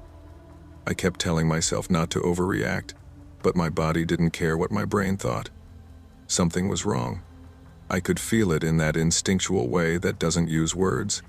I finished everything except one thing: the front doors.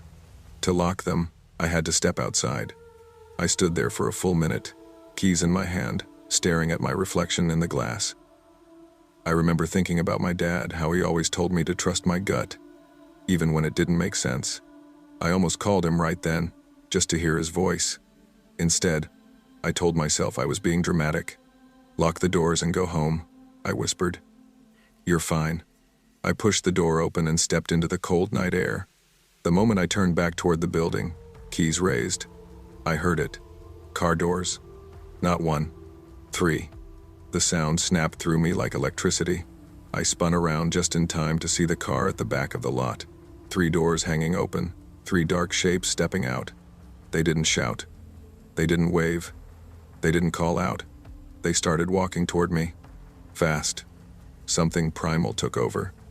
There was no thinking, no weighing options, just pure fear, flooding every nerve.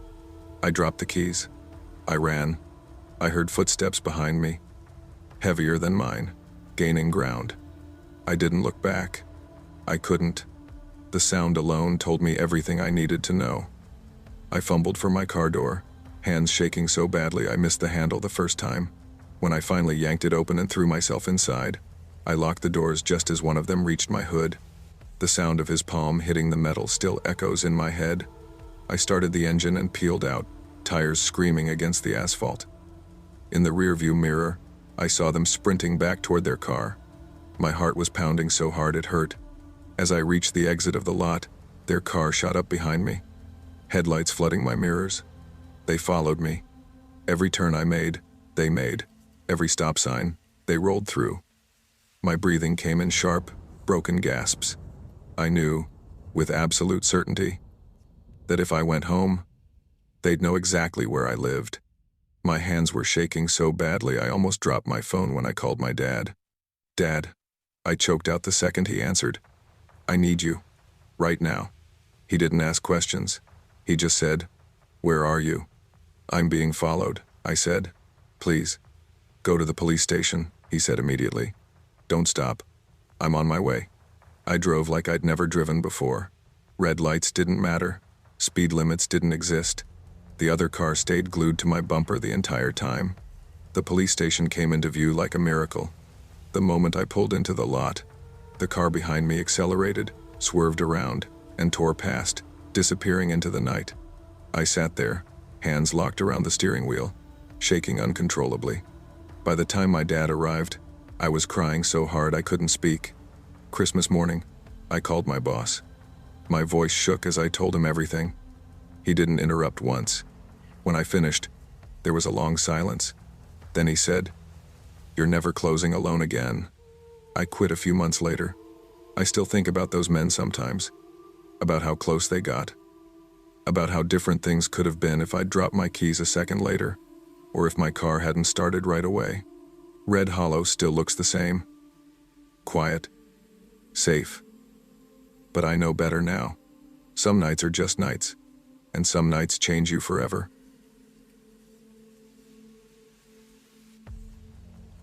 I grew up believing our house was the safest place on earth. It wasn't fancy, just a 2-story suburban home tucked into a quiet neighborhood where people still waved at each other while shoveling snow. The kind of place where nothing ever happened, and if it did, everyone heard about it within the hour. My parents bought the house before I was born. Every dent in the drywall, every squeaky stair, every uneven cabinet door had a memory tied to it. I knew them all. That's why what happened that Christmas still feels unreal. Because fear doesn't belong in places you love. My parents had kids late in life, really late. They had my oldest brother, Travis, when they were barely out of their 20s. 6 years later, they had me. By the time I was in high school, they were already talking about retirement plans and downsizing. Then came Noelle. She was 2 when this happened. People always asked if she was adopted. Some thought she was my niece. Others assumed she was my kid, which always made things awkward at grocery stores. "She's my sister," I'd say. And people would blink like their brain needed a second to reboot. Noelle was born right before Christmas.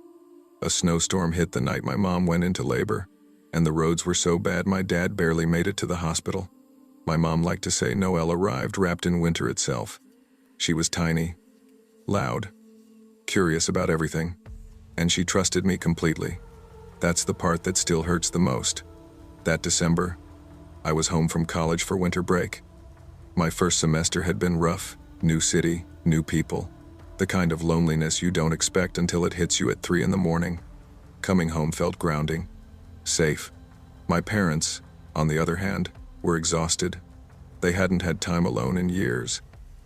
Noelle was a full-time job, and between work schedules and parenting again in their late 40s, they were running on fumes. So they booked a couple's trip, a small cabin in Vermont, 6 nights, snow, wine, fireplaces, just them. "We deserve this," my mom said, half guilty, half hopeful. I told them I'd handle Noelle. I meant it. The day they left, my mom hovered.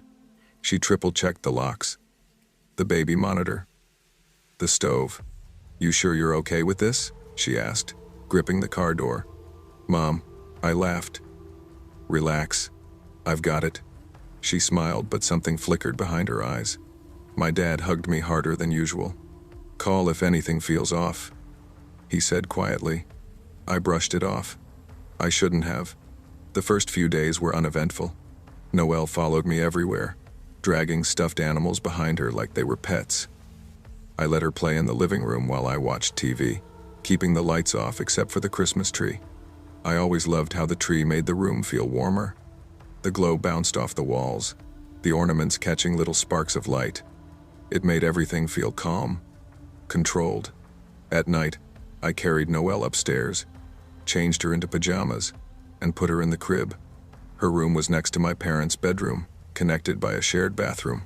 A Jack and Jill setup. 2 doors, 1 bathroom in between. It mattered later. At the time, It was just how the house was built. The night everything changed was quiet. Too quiet. Snow had started falling again, thick and heavy, muffling the outside world. The streetlights cast an orange glow over the driveway, but beyond that, everything was dark. Noelle fell asleep early. I tucked her in, turned on the baby monitor, and went downstairs. I remember thinking how peaceful it felt, like nothing bad could reach us. That's when the monitor crackled. At first, I thought it was interference. Then the sound shifted. Low, warped, almost like breathing. I paused the movie. The sound changed again. Not crying, not movement, something closer to a voice.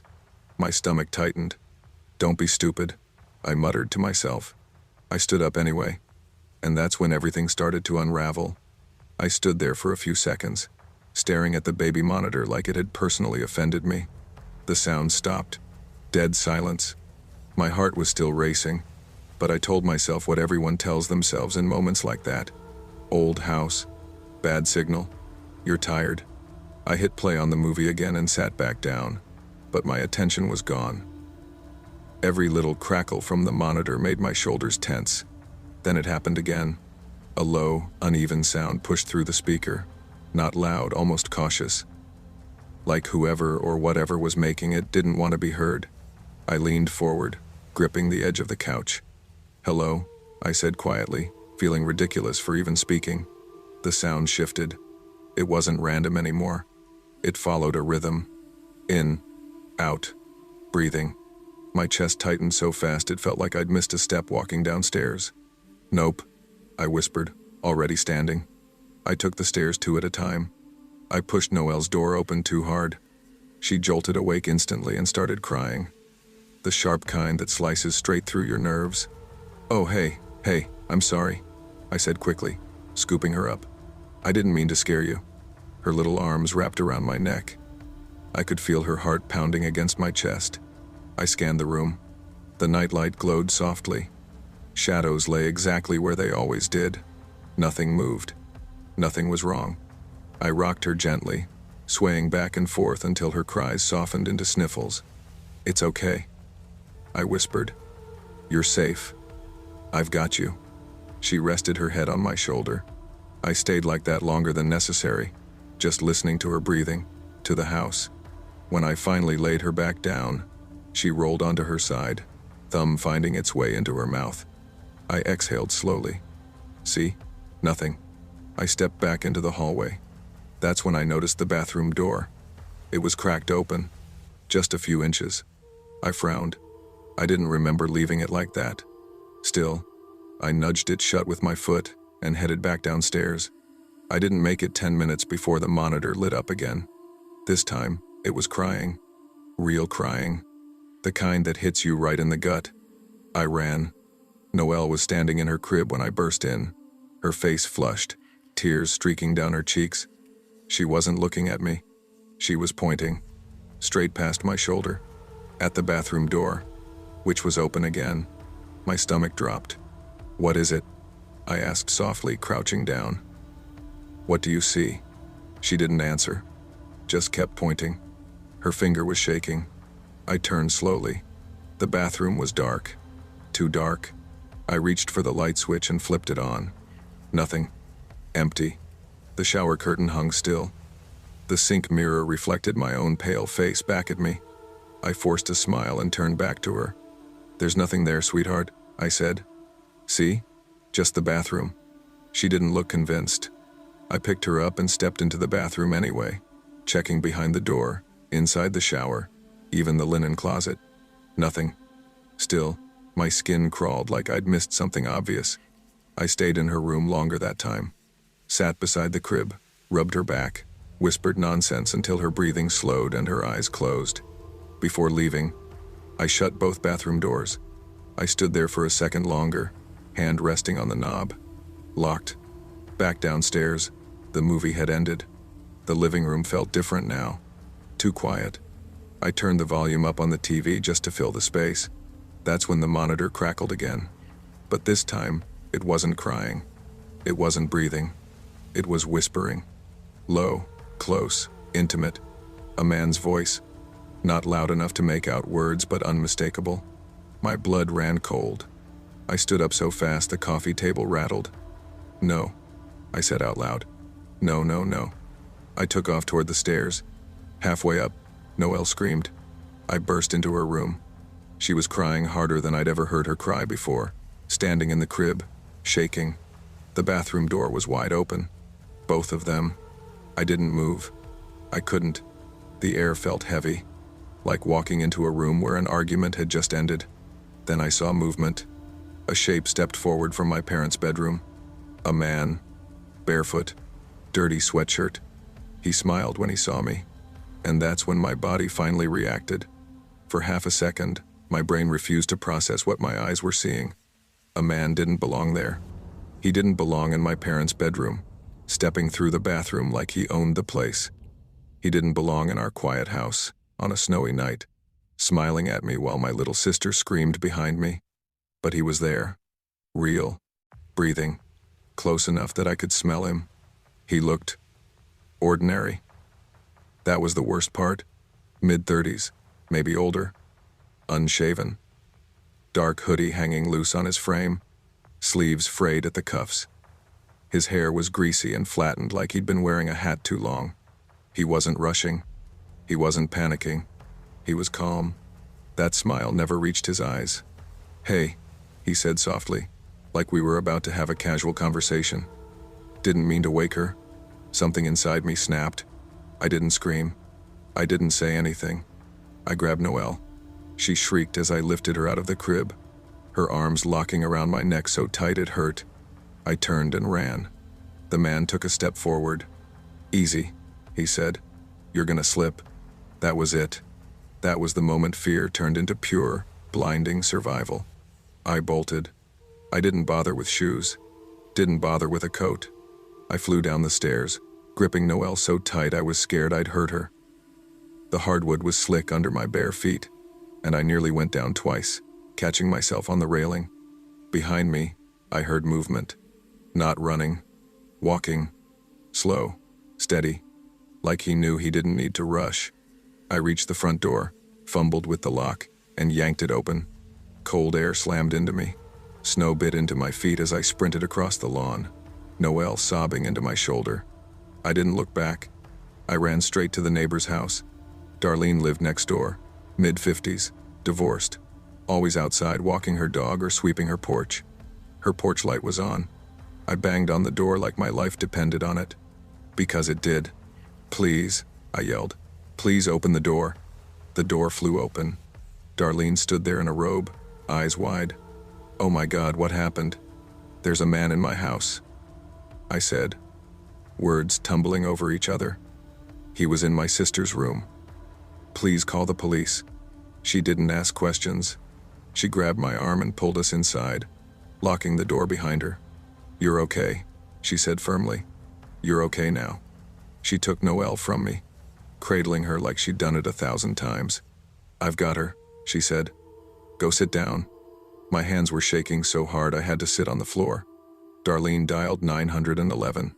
"There's an intruder," she said, voice steady. "In my neighbor's house. They ran here." The police arrived fast. Red and blue lights painted the snow outside like a nightmare Christmas display. 2 officers knocked on Darlene's door. They took my statement while another pair went to search the house. I told them everything. The monitor, the whispering, the man. They exchanged looks. That didn't help. They searched every room, every closet, every crawl space. Nothing. No forced entry. No broken windows. No signs of a struggle. One officer came back outside and shook his head. "House is clear," he said. I stared at him. "That's not possible," I said. "He was there. I saw him." "We believe you," he said gently. "But he's gone. How did he get in?" He hesitated. "Sometimes people leave doors unlocked." I knew I hadn't, but I didn't argue. Darlene insisted we stay the night. I didn't fight her. I didn't sleep. My parents came home early. My mom cried when I told her. My dad checked every lock twice. They called it a break-in, an attempted burglary, something that made sense, something normal. But nothing about it felt normal. 2 weeks later, my mom asked me to put the decorations away. That's when I went into the attic and found the truth. I didn't want to go into the attic. I know that sounds stupid, but after everything that had happened, the thought of being alone in the house again made my stomach twist. Still, my mom was in the kitchen, my dad was outside on the phone, and Christmas was days away. "Can you put the boxes up there?" my mom asked, nodding toward the stack of decorations. "I don't want to climb the ladder." "Yeah," I said. "Sure." The attic access was in the hallway ceiling, just outside my parents' bedroom. The same bedroom. I pulled the string and the ladder creaked down, each step sounding louder than it should have. The air that drifted down was stale, dusty, untouched. I climbed up with the first box and pushed it aside. At first, everything looked normal. Cardboard boxes, old suitcases, broken lamps we swore we'd fix someday. Years of clutter stacked in uneven rows. I set the box down and turned to leave. That's when I noticed the corner. The boxes there were stacked differently, too deliberately. They weren't just piled. They were arranged like a wall. My chest tightened. I took a step closer. Behind the boxes, something was dark where dust should have been thick. I pushed one box aside, then another, and my stomach dropped straight through the floor. There was a bed. Not a real one, but close enough. Blankets layered together. A pillow pressed flat like someone had been sleeping on it night after night. Empty food wrappers shoved into a grocery bag. A half-empty water bottle. Someone had been living there. My vision blurred. I backed away so fast I nearly fell through the attic opening. "No," I whispered. "No, no, no." My hands shook as I climbed down the ladder, nearly missing a rung. I hit the hallway floor and just sat there, staring at the ceiling like it might swallow me. My mom came running. "What's wrong?" I couldn't speak. I just pointed. The police came again. This time, they didn't dismiss it. The attic setup wasn't random. The blankets were warm. The food wrappers were recent. One officer stood there quietly for a long time. "He's been here a while," he said. "How long?" my dad asked. The officer didn't answer. He didn't have to. That night, I couldn't stop replaying everything. The whispering, the breathing, the way the man smiled like he knew me. He hadn't just broken in. He'd been watching, learning routines, listening, waiting for the house to be empty enough, for me to be alone, for Noelle. The thought made me sick. We changed everything after that. Locks, alarms, cameras, but some things don't go back to normal. Noelle started waking up crying at night. I stopped sleeping with the door open. Even now, years later, I can't hear static without my heart racing. And every Christmas, when the house goes quiet and the tree lights are the only thing glowing, I swear I hear footsteps above the ceiling. Slow, careful, waiting.